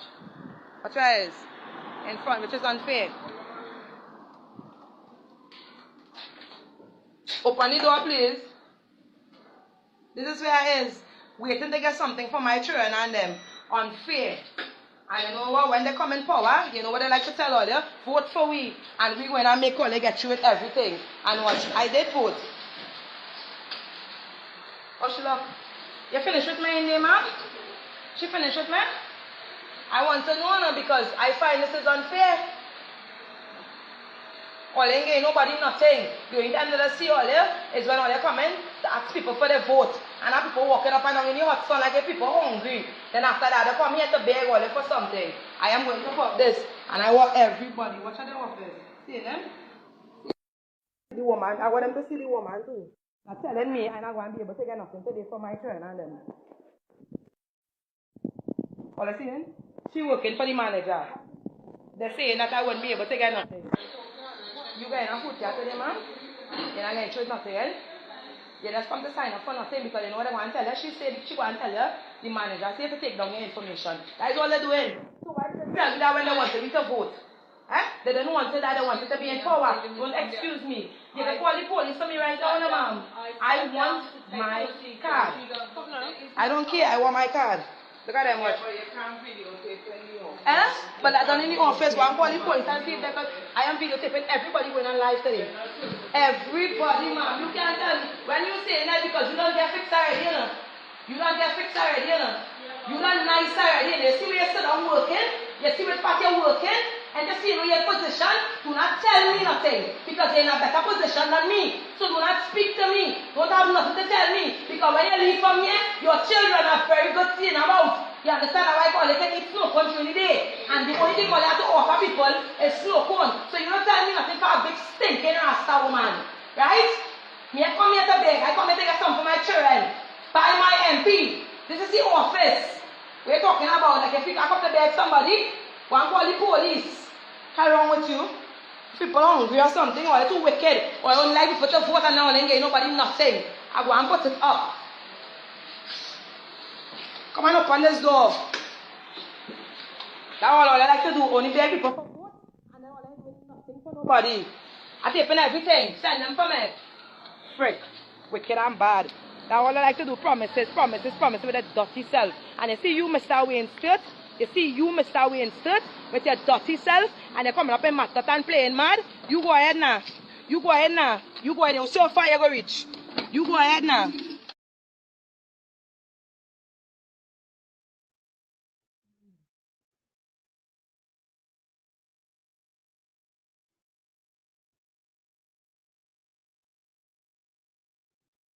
Chair PNM, I eagerly, this is our Honorable Prime Minister speaking here. Chair PNM, I eagerly look forward to round 2 of Cos Kamla, the stinking coolie, on Independence Day. Until then, the fight against the drug trade continues. The PNM, the local drug mafia, and their supporters' grand political strategy to Cos Kamla, the stinking coolie, sadly for them flopped at Emancipation Celebration when I did not attend. The PNM and the local drug mafia big plan was to have their political supporters call me a stinking coolie at Emancipation Day celebration. Unfortunately, they are now very sad that they didn't get the opportunity. So sorry to disappoint the PNM and the local drug mafia, but cheers up to all. Cheers up there will always be another opportunity to disparage Afro and Indian Trinidadians who support the UNC. I don't know why she dragged Afro into this at all, right? PNM MPs and supporters got up early, their hearts and minds full of hatred and racism, got dressed and went down Port of Spain in the hot sun to Cos Kamla, the stinking coolie, and then they planned bus. That is the example of the PNM MPs and supporters set for the younger generation to denigrate and desecrate Emancipation Day. I will look forward to round 2 of Cos Kamla, the stinking coolie, on Independence Day. Until then, the fight against drug trade continues. Have a wonderful day, everyone. Let me see one time she called herself stinking coolie, right? 1, 2,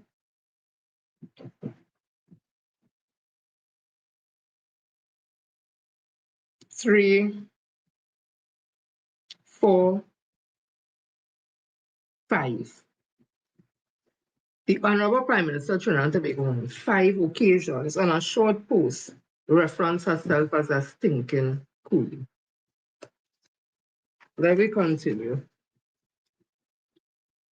So, listen to what former Deba Maharaj would have said. Dr. Deba Maharaj would have said when it came to the whole emancipation, African emancipation, and what would have transpired during that and before. Former UNC Cabinet Minister Dr. Deba Maharaj has strongly criticized the inclusion of Indian drumming and dance at Emancipation Day observances hosted by UTT analysts, labeling the move as cultural trespass. Dr. Maharaj argued that that day marks the abolition of chattel slavery and is not an open mic night for every other ethnicity to stake a claim.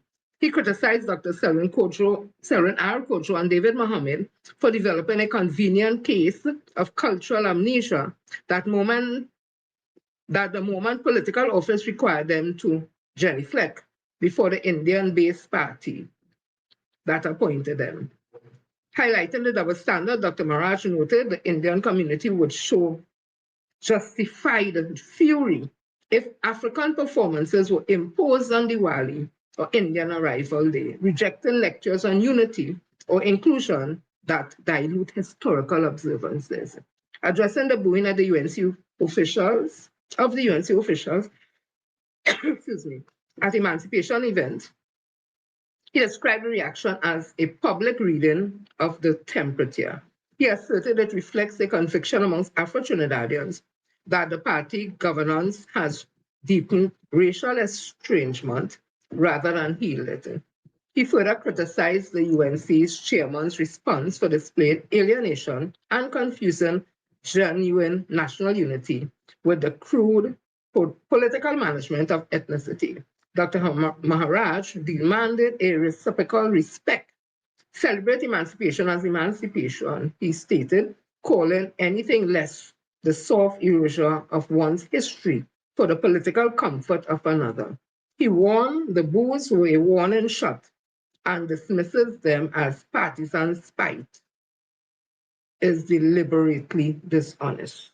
So that is former minister in the PP government, Dr. Deba Maharaj. I saw also that Vasan Bharat would have had his say, said former UNC Minister Vasan Bharat has criticized Prime Minister Kamla Persad-Bissess's continued use of the phrase stinking, and you have the C with **IE, describing it as a conduct unbecoming of the office she holds. Meanwhile, opposition MP Stuart Young said the Prime Minister was engaged in a distraction campaign. Well, I've read that whole article, right? While thousands of citizens remain concerned about unemployment and the challenges facing families preparing to return to school. Both spoke yesterday at the continuing fallout from the emancipation controversy. Excuse me. So I went backward to come forward, right? This was emancipation morning.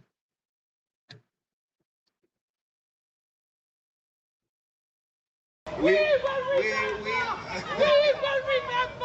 that you promised food for tomorrow while we starve today. That confrontation became one of the defining moments of this year's Emancipation Day observances. Moments earlier, Culture Minister Michelle Benjamin was booed after praising Prime Minister Kamla Persad-Bissess's cabinet. The Prime Minister later accused the Emancipation Support Committee of failing to defend the minister and suggested political interference may have been involved.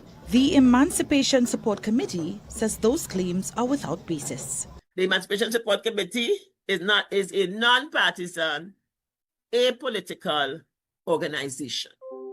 And we are not responsible for the actions of any particular party, nor do we engage or partner with actions that were not in the best interest of our people. Moreover, they maintain the minister was safe, taking part in the procession and later presenting an award at the Emancipation Village.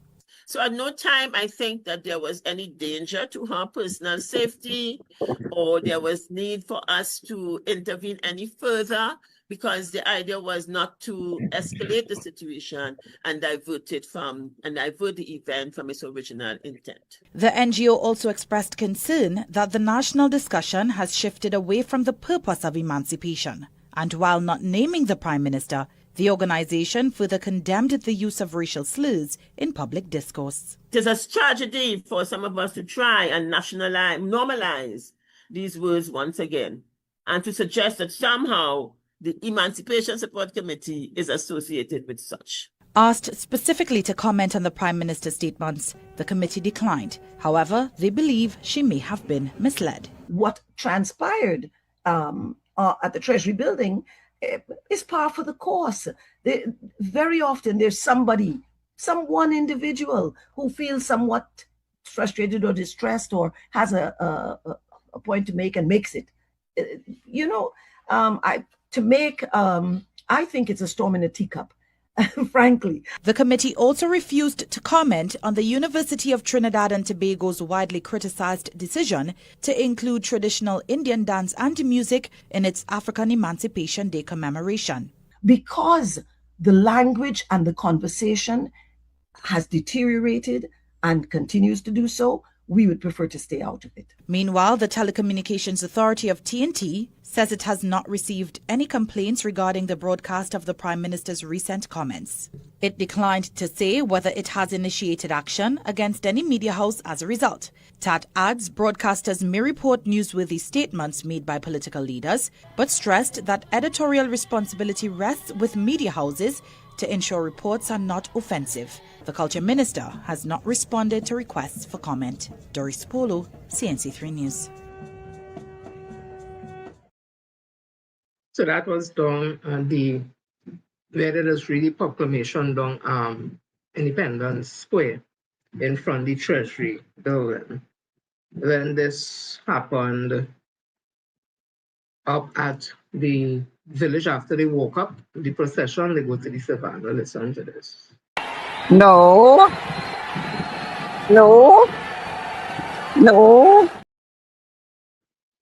And that was Miss Asha Kamban, when I think she would have announced the Prime Minister's name and people start to boo. And she was saying, no, again, you can't tell people how to react. People are not robots and people would react. And it's not the first time they go skin apart. Calypsonians just get booed, toilet paper. Certain ministers might get booed. So it's not anything unusual that people getting booed. They had a whole procession in front when Dr. Rowley was Prime Minister, and there was booing him and Rowley must go. And all kind of thing was happening, and people found that to be the democratic right. So it's not we democratic right again to boo. Just not give you a card that says, we love you, and you have to stand up with your finger on your lip and just hold it up. I don't know, I just asked you. So from that, we go to this. The official Emancipation Day celebrations at the Queen's Park Savannah took an unexpected turn on Saturday, as government members of Parliament exited the event shortly after proceedings got underway. The live broadcast of the afternoon celebrations on TTT also ended abruptly. The developments followed reports that some government representatives were subjected to heckling from sections of the audience. Meanwhile, Prime Minister Kamla Prasad Bissessa, who was absent from the celebrations, told CCN TV6 she had never committed to attending the event. The Prime Minister says, quote, "I never committed to attending that event. I attended two African emancipation events on Thursday. I'm spending the day with my family. I'm sorry that those persons who were eagerly waiting to insult and curse me were disappointed. They should not worry. There will always be another event where they may have the opportunity to hurl curses and insults at me. I attended two wonderful emancipation events on Thursday in Port of Spain and San Fernando. Those were beautiful events organized by the Office of the Prime Minister and another by Minister Benjamin." End quote. The Prime Minister also responded to criticisms of UTT's Uhuru Emancipation event, which highlighted what it described as the shared struggles, resilience and triumphs of African slavery and Indian indentureship. The Prime Minister says, quote, "If the PNM MPs and their supporters don't want East Indians to participate in emancipation events, that is their democratic choice. Maybe next year the PNM could lobby UTT to invite Star Sabga and Jenna Hadid for a spoken word performance instead." End quote. In a separate African Emancipation Day message, Prime Minister Pasambasesa paid tribute to the resilience and contributions of African descendants, describing the transatlantic slave trade as one of history's greatest crimes against humanity. She also urged citizens to remain united in purpose, committed to justice and equality, and to continue building a nation worthy of the sacrifices of those who fought for freedom. Renessa Cutting, TV6 News. I just want to tell the Prime Minister, all due respect, your recounting of historical events seem to be very skewed. While you admit that the transatlantic slave trade was, apart from the most brutal that they have, you still want to insist that Indian people be a part of those celebrations. No, they could be a part of the celebration, but not take no feature role. If we have in a show, there's to be no Indian dancing and no Indian music. That doesn't mean to say that we don't treasure our Indian brothers and sisters, but this is our event, African Emancipation Day. Indentured labor had a different experience that we know nothing about because they came here on contracts and they were allowed to come with all their belongings, the name, the food, everything. That's why today they still retain it. African people, we saw it on that movie we first saw with Kunta Kinte. It was beaten out of them and he resisted as long as he could resist with that licks he's getting, his skin busting up. Yeah, from that lash, and even the slaves, the slaves over there were saying, boy, take the name, because the white man tell them Toby is the name, that's a good name for you. No Kinta Kinte. Because if he kept the name Kunta Kinte, it would give him a strength and he give the other enslaved African persons that strength. So emancipation, African emancipation, it has nothing to do with people of Indian descent. You have Indian arrival, it used to be arrival for everybody, and then Mr. Pandey put Indian in front. Do you think African people will come and be on the stage when the Indian performances going on and drums and beating? And no, we will not, because we respect you all, because that is the day that you all arrive. We came under different circumstances. We came on two different circumstances, and you can't compare the two. You cannot compare the two. Anytime you try to water it down to talk about unity, that is not real unity. I don't want to be unity with no other race when I can be proud of myself and my race. I don't want that kind of unity. That is not unity. That is unity. So this conversation, I'm not even surprised with Dr. David Mohammed at NALIS. He's on a board of the board of NALIS now, to have in the African Emancipation celebration, to have Indian cultural observances going on. I'm even surprised at that, because with all due respect, they were part of the Black Caucus. That was a big, massive organization. I tell my husband always tell me bad jersey for me, and I say I want no jersey, because you see that, when I see players around that, I say, that.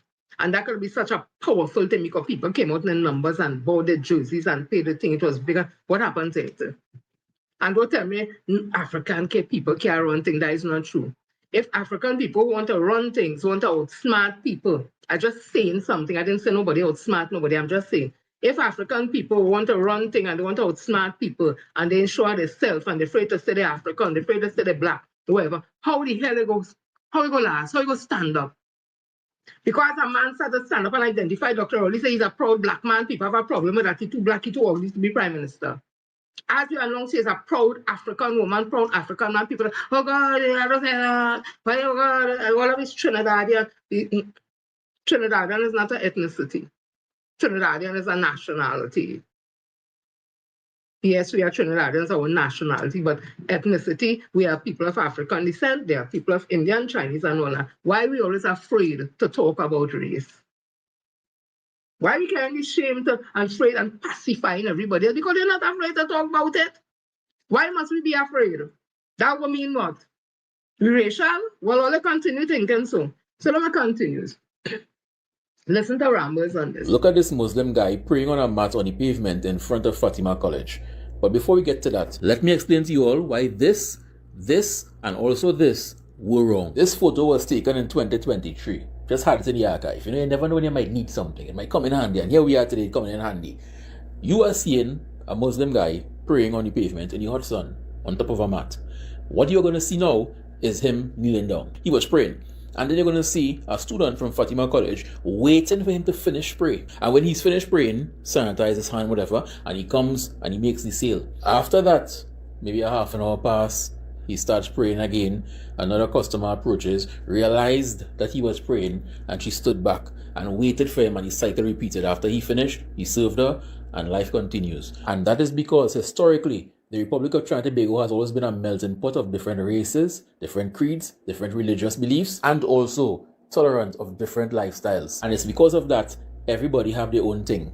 The Shouter Baptists have their holiday, the Islamic faith have their holiday, the Hindus have their holiday, and so too people of African descent have their holiday. And the reason why things have been running so smooth for so long is because no one ever really encroaches on someone else. While bro has the right to pray on the pavement, a Shouter Baptist, for example, also has the right to come and pray on the pavement, or worship on the pavement, ring bell on the pavement, sprinkle holy water on the pavement. But it would be very intolerant of them if they were to go next to him while he's praying and start making noise and sprinkling water and ringing a bell. Exact same thing goes for the East Indian community. That is an East Indian holiday.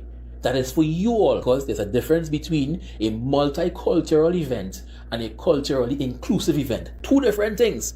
So, we are allowed to partake in the festivities as people of African descent, but it is not about us. And we understand that, which is why when you go to an event around Indian Arrival Day, you expect to see things like this, because that is a part of the festivities, it's a part of the culture, and no one questions it. That is why something like this was so out of place on African Emancipation Day. Nobody's against an East Indian dancer on stage. But time and place, set and setting, you all were wrong for that. The same way how the Indian High Commissioner was wrong for even suggesting to put the Indian Diaspora Day on African Emancipation Day. You all were wrong for that. You're wrong. I don't care how you try to spin it, doctor it, edit it, twist the English language to suit your narrative. You was wrong for it. If you want more proof that they were trying to overshadow us on African Emancipation Day, hear the speech by bro. Invites us to reflect on the courage, resilience, and determination of those whose struggles against slavery and indentureship. You're wrong, and you know what you were doing. These people are stoking the flames of racism and then hiding their hands like, we're not racist, we are doing nothing racist. Or you could come and try to lump the African slave trade and indentureship and put it together to make it seem like yesterday was about the two parties. No, you're wrong for that. Rowley was right, you know. Interestingly, juxtaposing slavery with other struggles is what prompted former Prime Minister Dr. Keith Rowley in 2024 to rename Emancipation Day African Emancipation Day. I have noticed at the international level that there are other people who are attempting to climb onto the emancipation bandwagon and attempting to add appendages to it. We in Trinidad and Tobago, who led on this matter, will have none of it, and we make it quite clear that emancipation in Trinidad and Tobago is as a result of the emancipation of slaves. You ever heard about a pre-approved loan, like a pre-approved mortgage or a car loan? Hey, you see you, with your racist thinking stuff, you pre-approved for election also. Because of everybody who held the post of Prime Minister in the Republic of Trinidad and Tobago, you is the worst. You and the rest of the crooks in the UNC have already lost the next election. Right? Let me go to this now. So, let me get the name proper. Kabaka, I think that's how you pronounce it, Kabaka Kambon.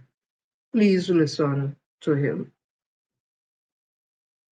Kambon also addresses the decision to rename Emancipation Day as African Emancipation Day, saying the Emancipation Support Committee was not consulted before the change was announced by former Prime Minister Dr. Keith Rowley in April of 2024 and implemented on August 1st of that year.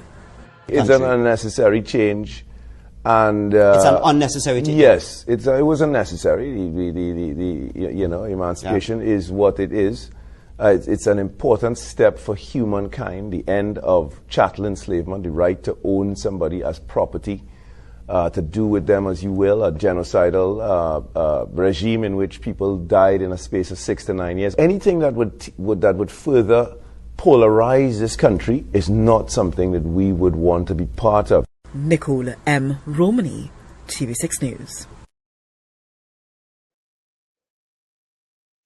I would say, he say, putting African in front emancipation is an unnecessary thing, and he speak about the word emancipation. Of course, it means freedom from some legal bondage or anything. Any ethnic group, anybody could be emancipated. There's laws in America when you reach 16 or whatever, you could get a letter to be emancipated, and your parents sign it from your parents. So that could go for anybody. Uhuru is freedom also. Anybody could be free. But when you put African in front, emancipation is speaking about a specific group of people who came under a cruel and inhumane system, and we're celebrating the freedom of that. Your name is what? Kabaka Kambon. You say it's unnecessary to put African in front. I want to tell you, sir, give back with African ancestors the name. Because I think that name means royalty and black pride. You sound like you had no pride. They give back with African ancestors. Use the name and go back to your surname, Dabo, like your father. Like your father and your mother give back with African ancestors the name and go back to Dave Dabo and Asha or whatever she was. No disrespect, Dabo. Give it back. All on the Emancipation Committee who you speak for. If them needed to be consulted and have a problem with African in front of emancipation, all you give back all your blasted African name. Take back all the slave master name. What are you keeping it for? Eh? What are you keeping it for? All them big name. Khafra mean a former Egyptian king. Asha meaning having great vitality and life. Eh? And talking about Dr. Rowling consult them to put African in front of emancipation, and it's an unnecessary change. Boy, the ancestors and them must be grown in the belly. That's why the woman had to stand up and say, we will remember. Because I call it don't remember. Your mother and father to tell Dr. Ike Williams they're going to change the name to African name. Huh? Dr. Rowley had to tell all you who is the prime minister of this country, put in African.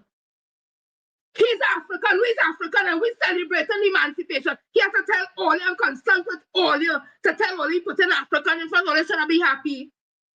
If all you want to say non-neutral and whatever, then go back to the slave master name. If I see you, so with all due respect, I call you Mr. Dabo. You will talk for me. You say it's unnecessary, so your name unnecessary for me. So why calling you Kabaka? Why calling you Kabaka Compound for? That's not necessary. That is very unnecessary to change your name from your father, change your name from Dave Dabo, and it went down. It's unnecessary. So when I see you and I'm going to say Mr. Dabo, Mrs. Dabo, and yeah, I call it that because it's unnecessary. You say it's unnecessary. Listen to this next one. Why he had to say and do the things he doing? Because he on his knees. He on his knees right now with this UNC. Listen to this. While you have not built a foul cub in Trinidad and Tobago to educate the people, we have 70 schools across the country. We have 175 mandirs. We have 250 pundits. We have 1,000 staff in our school system. Yeah. Can you say that you and your group have ever done anything to improve your community? I must congratulate you about that, but yeah, no, I must despise you. I must despise you for not building a foul cub for the African community. No, I want to answer that. I want to answer that because it's a very fallacious argument. He's the head of a religious organization. Long before SAT was born, there were Hindus here, and they had their mandis. SAT is the continuing tradition. I am not a religious leader. I'm not the head of the Catholics. You're not nothing because you haven't built a school. And so you're a professor. Precisely because I'm nothing, I cannot build a school. Even though we've had a school. But the point is, what you take credit for is part of a tradition of which you've been born into. Professor, what were you born into? You were born into Eric Williams. And that man sat down there and take that himself, but that was right. You Bolin, you so admire Satman because he built schools, and by the Sagaran started building some shed. The school wasn't healthy, but he was doing it because he know, in my opinion, that the government, Dr. Equivalent, don't help him finish the school because they ain't going to see no school children in them shed on them. That's where the cow shed thing come from, because it was not healthy. It was built, it was cut humane, it had to be on the ground and all that. It was not, but the school was going up all over. And Dr. Equivalent joined and built the schools, proper schools.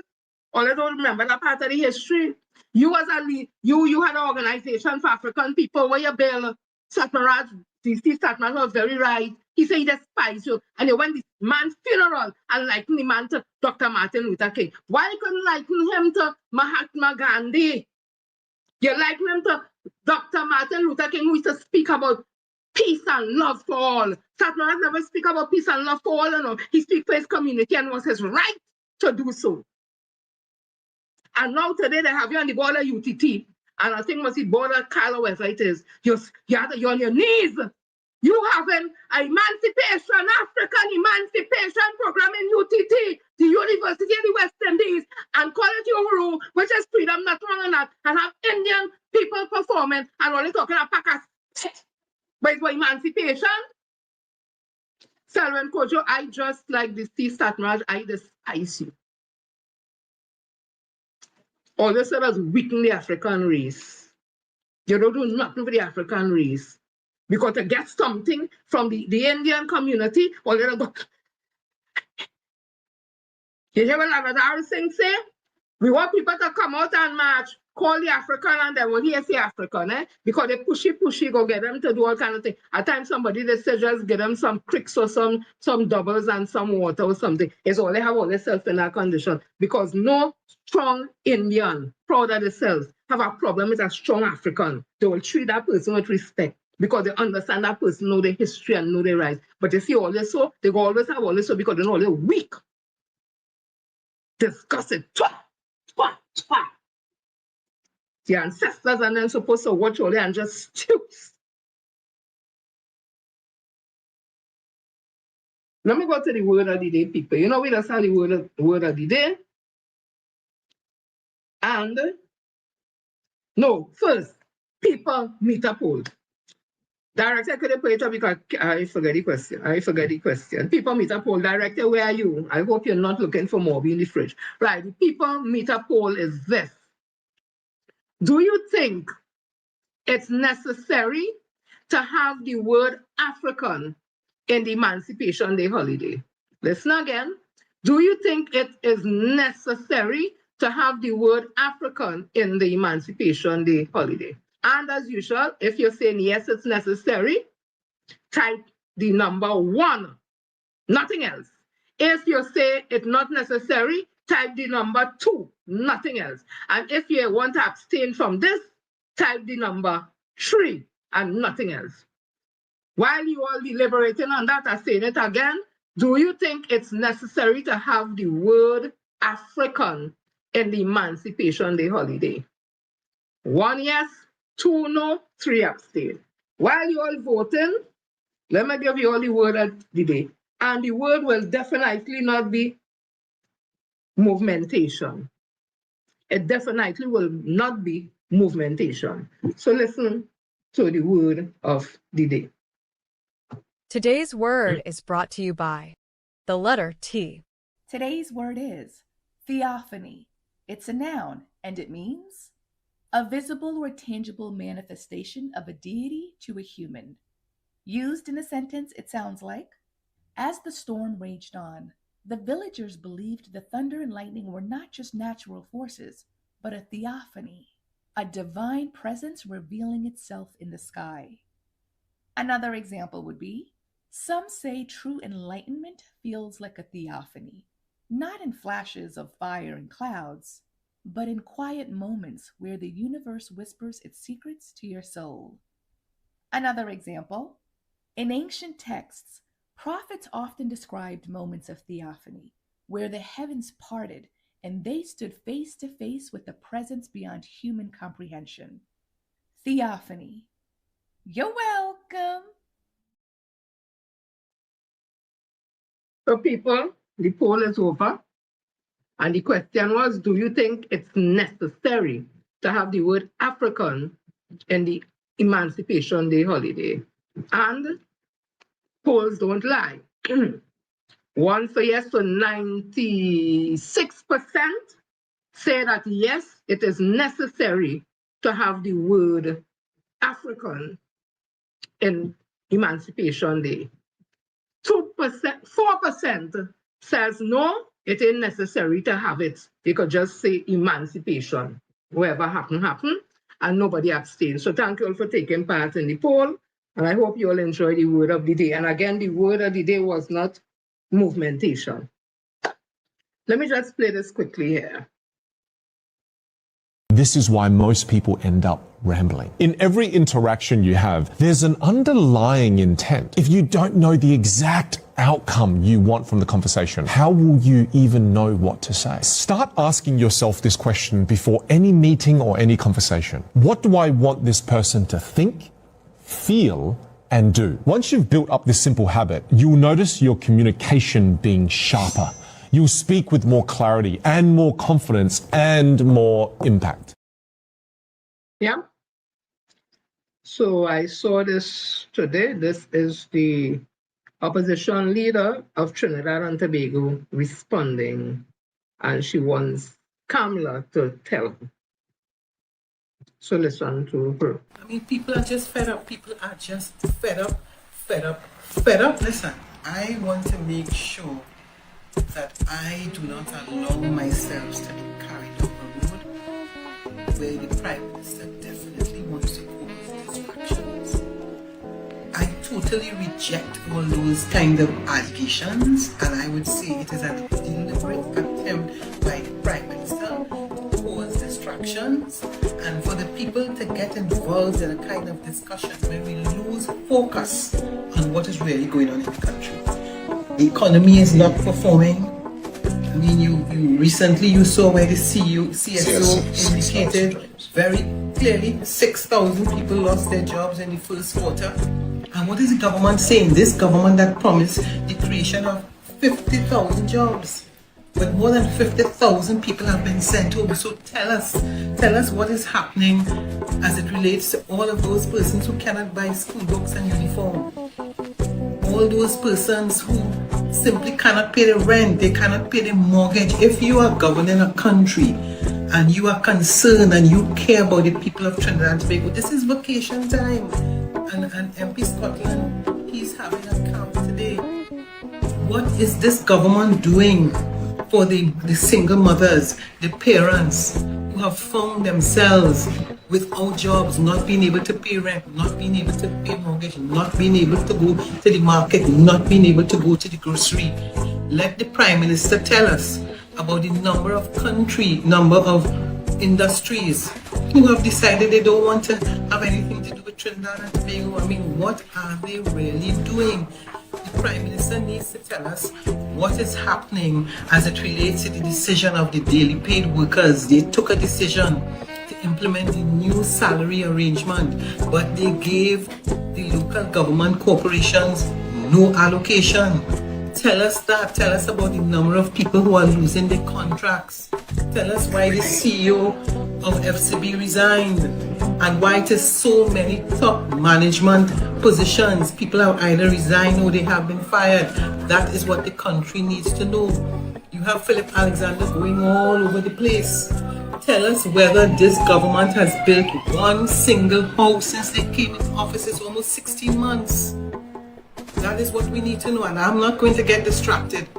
The Prime Minister went into the Parliament and made reference to herself in glowing terms by using a specific word which I'm not going to repeat. But at the same time, if somebody else says it, you're upset. But you say it in the Parliament. And I'm sure everybody knows what I'm talking about. So as politicians, at the end of the day, we are leaders. We have to set the tone. And if you set the tone in a particular way, you call people eater food lawyers, you're threatening people who you're going to cuff down and all of that as a Prime Minister. I mean, people are just fed up. People are just fed up. And people expect better the Prime Minister. She has a responsibility not to go down the road of using derogatory statements in making reference to Trinidadians and Tobago. Much times the opposition leader will ask Kamala Prasad sister to tell us, explain to us how much times. You're not understanding, she don't care. She don't consider you. She don't consider the citizens of this country, and she just doing what she doing. Why? It's like doing the same thing over and over and over again and expecting a different result. There's a definition for that. Change that strategy. It's not working, opposition leader, because she's not going to respond to you. You tell her. Don't ask she to tell we nothing. You pronounce and you tell we what is happening to the people who out there and working. Tell we, let the people know the children can go to school. Let we know child abuse increase. Let we know sexual abuse increase. Let we know people can't pay the bills and they're hungry and they're not getting enough food. Tell us. Tell us. Don't tell she to tell we, because she is telling we nothing. And then when people say the same way, how you say that the Prime Minister called herself, yeah, I want to use the word I say, she called herself a coolie girl, a stinking coolie. That way she calling herself. The same way she could tell we what she does say. And she no business. You tell us what is happening in this country, the fact that Methanex closed down, nutrient closed down, and how that has added to the unemployment. Start to tell we. Stop asking she to tell we and to tell you she's not doing it. Change your approach. Oh God, that's so hard. All I want is our best PNM. I want the strongest PNM. And to all those who talking about who pay me and don't pay me, bring all the receipts to show who does pay me. Because I will be interested to know who paying all you. I don't have to respond to all you and defend that. And I did not defend nothing if all you feel UNC paying me. That's all your business to feel so. I don't have to justify nothing. I know me. So go ahead with all you're doing. Go ahead. Go ahead with all you're doing. It will come to naught at the end of the day, because I stand here and always will stand here and have been standing here in truth and honesty. And all you know that. So I don't have to give all you no response. Say what the hell all you want to say. Say what the hell all you want to say. But who paying me? So as I was saying again, nobody are taking you on. Definitely not in the UNC. The UNC quite happy with you, the opposition leader. Those things are factual. They have said it. Listen why they may not be even taking you on. Listen to this. Because these are the things that adds up, you know. Headline news. Penny is not worth a dime. Allow me to explain. Character matters. Character matters. Yeah?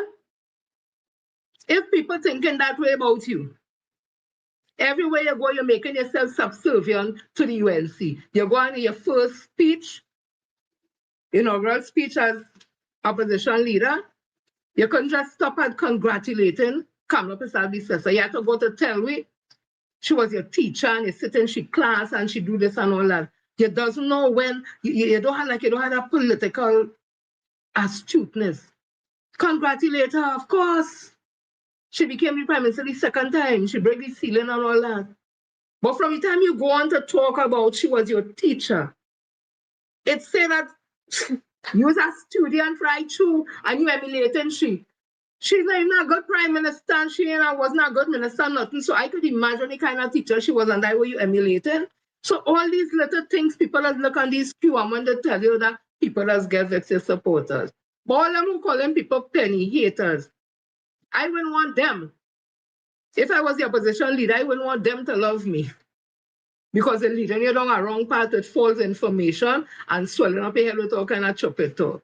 I don't want them kind of people to love me. I prefer to be disliked for talking the truth than to be liked for lying. I cool with that. I cool with that. I'm saying it again. I prefer to be disliked for telling the truth than to be liked by people for lying. Yeah?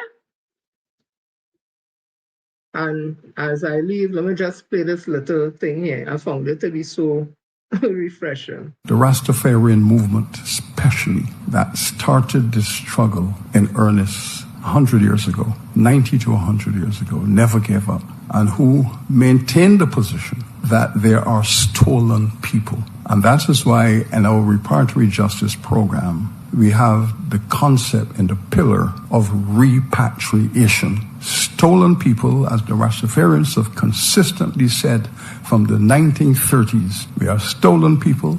We have a right to return from whence we were stolen. And that principle has been the spine of this movement for nearly 100 years. So we say, big up the Rasta.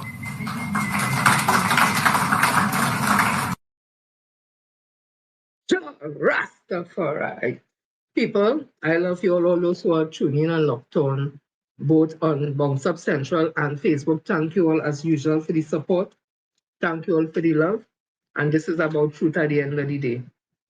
If you don't like truth, they could never like me. If you don't like to talk things as it is, you will never like me. If you're looking for mama guy and platitude and pacifying, you ain't gonna get that from me. That is just the way it is, right? Because I honestly believe truth is what will carry us to the next level, whether Indian people, African, whoever it is. A real reality check of where we at. Race is important. We shouldn't run from race relation talks. Don't be afraid to speak about race, because while we are afraid, they're not afraid to speak it. And why should we be afraid? What are we saying wrong? Are we saying that you want to be counted, saying that there's racism in the system? When it comes to us, look how they fire 10,500 people workers. What that was based on, not the fact that they are considered PNM because they're people of African descent. So all them people going home, all who they firing is people of African descent, and we mustn't talk about racism. That's systematic racism happening there. We mustn't say nothing and must be afraid. Afraid of what? Anybody afraid to talk about racism and find the continuous talk of racism, it don't make sense. It's people who don't love themselves. It's people who don't know their identities. People who don't even know the self-worth. It's people who don't even have no self-confidence. You know what I'm telling you? That they could be bought and sold for anything. Those are the people who have a problem with people talking about race. We will continue to talk about race because it's important. We are multicultural, multi-ethnic society. We are cosmopolitan. And while we will not always agree, all of us live in this space and we have to live here together. And it may not be the unity. You see, people that's called for unity. Unity when one side feels better than the next side. That is not unity. Unity can't be on your terms alone. It can't be on my terms alone or his terms. It has to be on all our terms. But we have to define what this unity is. And the only way to do that is to have a conversation. And all the Africans who afraid to have a conversation on race relations in this country, they're weak. That is why it's so easy for some of them to support the opposition leader. Because they prefer to be like a Selwyn Kojo and a Kafa, Kambon, whatever his name is, Kafa. What's the name? Kamaka, Kabaka, one of them. Carrying African name and afraid to identify as African because I don't know if they're afraid they wouldn't get subsidy. What do you call the things? Grant or whatever. I just asking a question. So you see me? I'm proud to be black. I'm proud to be Rastafarian. With that come a lot of things because I just get discriminated and whatever. But when I stand in the test as I call, nobody making me bow to say my name is Toby. My name is Toby. And yes, I have my slave master name. I'm changing from African name. I use my slave master name. But you see why I carry here? And you see why I walk through this space? The ancestors don't know who I am already. They breathe that name into me already. So me don't have to put it on a paper to say I have an African name because the Cambon and them have African name and here what they're talking today. So what is the sense? Where did they keep that? This is real talk, and if you can't take real talk, I have no disrespect for nobody, but at the end of the day, me am bowing to pacify nobody because nobody don't bow to pacify me. I want nobody pacifying me. I don't want nobody liking me because I say what they want to say. I cool. And nobody can give me money to talk for them, talk against them, lie for them. And I don't be in them kind of thing. Yeah? So people, I love you all. Love you all. At the end of the day, I want to see a better PNM, a stronger PNM. And what we have now, it is not. It is not. It certainly is not. As I say again, the opposition leader need to stop asking Kamala Prasad, sister, the Prime Minister of Trinidad and Tobago, to tell we anything. And for she to answer anything. No. Chart your course and you tell we, because you want we to buy in and follow you. So you tell we why we should follow you. Tell me what you will do if you become Prime Minister. Tell me how you're going to help the African community. Those are the things we want to hear. How you're going to get the young people to come on board. We want to hear those things. We don't want Kamala Prasad sister to tell me nothing because she has no respect for she will tell us nothing and she definitely not telling you anything. So why only keep asking and asking? And those are the things why us continue to say politically weak. It's not a personal thing. I talk in politics here. Social life and whatever. I'm sure is a very nice lady, Miss Penelope Beckers Robinson. Unfortunately, in public life, in politics that will make a difference and a change in the lives of all the citizens of Trinidad and Tobago, ain't no time for no games. Ain't no time for no pacifying and socializing and all. No. This is hardcore politics to treat with a runaway UNC that carrying on our country in a racial divide that will have us, we won't recover if this is stopped. So all the nice thing it is doing meeting this one, and that is great. But what coming out of that after you meet and you listen, what is the strategy coming out of that? If your constituency couldn't even have the 15 party groups by the deadline to have the AGM, and you have been the member of parliament for Arima, you're the opposition leader, political leader of PNM, and your constituency of Arima couldn't get 15 party group as the constitution of PNM says to have the AGM as a to go forward and get the going general council going that couldn't even have that by the deadline. Tell me what you're doing. And don't get like some people ask, you choose this life. You choose to be in the politics. So you can't be thin-skinned. Your supporters can't be thin-skinned. What they're supposed to be doing, look at what we're saying and see how best we could work together and bridge this whole thing together. But in the absence, they ain't doing that. They're starting to go and zombie people and talk about this. So that's not helping you, Mrs. Penelope Beckers Robinson. That is not helping you. I must be one of the realest person that's talked to you. I wanted to do good, but like you don't want to do good. You're caught up in your head with this crown on your head and your neck can't carry it. We not see this is not no games, and it might be a game for you and a paycheck for you and you achieve your dreams and all that. Okay. But there are people out there, see the woman who says she voted for you and see she fought Trin and Winston and what. That's real situation. That's not a game for them. Because you still getting your opposition leader salary every month. When the month comes, you have your office, you have what you call the things? To pay your staff and all them things. Nothing wrong in that. But remember, all of us not so fortunate. And we're looking for a PNM to stand in the fence and you're not doing it because you're only asking Kamala to tell me. We want Kamala tell me none. She don't tell me already. She's showing me, in fact. What's she doing? We want to know what you're doing. What you intend to do to get us on board, to get us excited. You see all the man in America, who vote for him to go to the Senate, whoever, you see how he had the place? He had the place. You haven't been able to do that, and you have to check yourself why. And all them who wrong you, who calling themselves penny lovers and supporters of you, they need to get you up to scratch. You're not. And if they're hanging on to get a contract or to get, when it's screening, they go get screened for councillor or screening for MP to go up as a candidate for general election, all that. Then all they're not serious. All they're really serious about what's going on in this country, boy. All they can never be serious. So they want people to work with all it. Well, let me see what we're working with now. We're seeing it. So if what we're saying is not what we're seeing, then tell me where's the real thing now. So we'll get a different view. We're not getting a different view or nothing. One thing we're seeing right through. So show me the next side right now. And don't tell me not much. She does talk to people and she go in constituency. She could cut coconut, she could do the jig, she could sing calypso, she could make the bake, she could real hang out and lime, she real down to earth. That is a personality thing.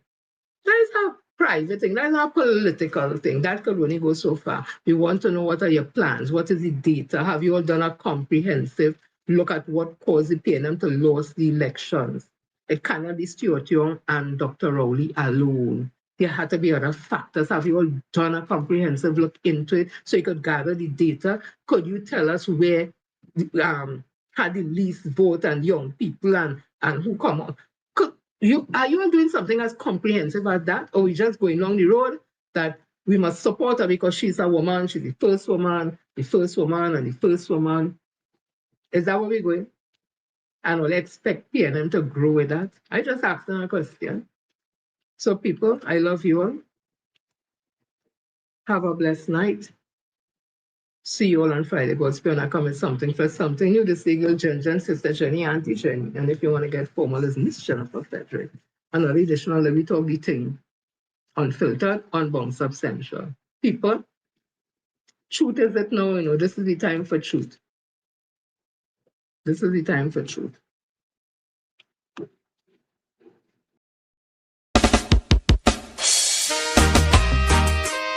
Mama Africa, Mama Africa, I'm coming home, I'm coming home. Hello, Mama Africa, how are you? I'm feeling fine, and I hope you're fine too. Hello, Mama Africa, how are you? I hope when you hear these words, your grace turned blue, grace turned blue. I'm saying these words to let you know how much I care, and I won't let go. Even though we're oceans away, you're with me day by day. Memories of you keep flashing through my mind. The very thought of you make my time. Hello, Mama Africa, how are you? I'm feeling fine, and I hope you're fine too. Hello, Mama Africa, how are you?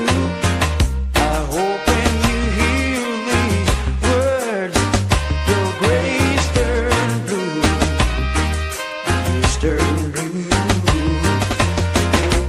Don't you worry now, I won't be long. Sweet paradise, I'm coming soon. When I'm with you, I can't be wrong. If not in May, then you'll see me in June.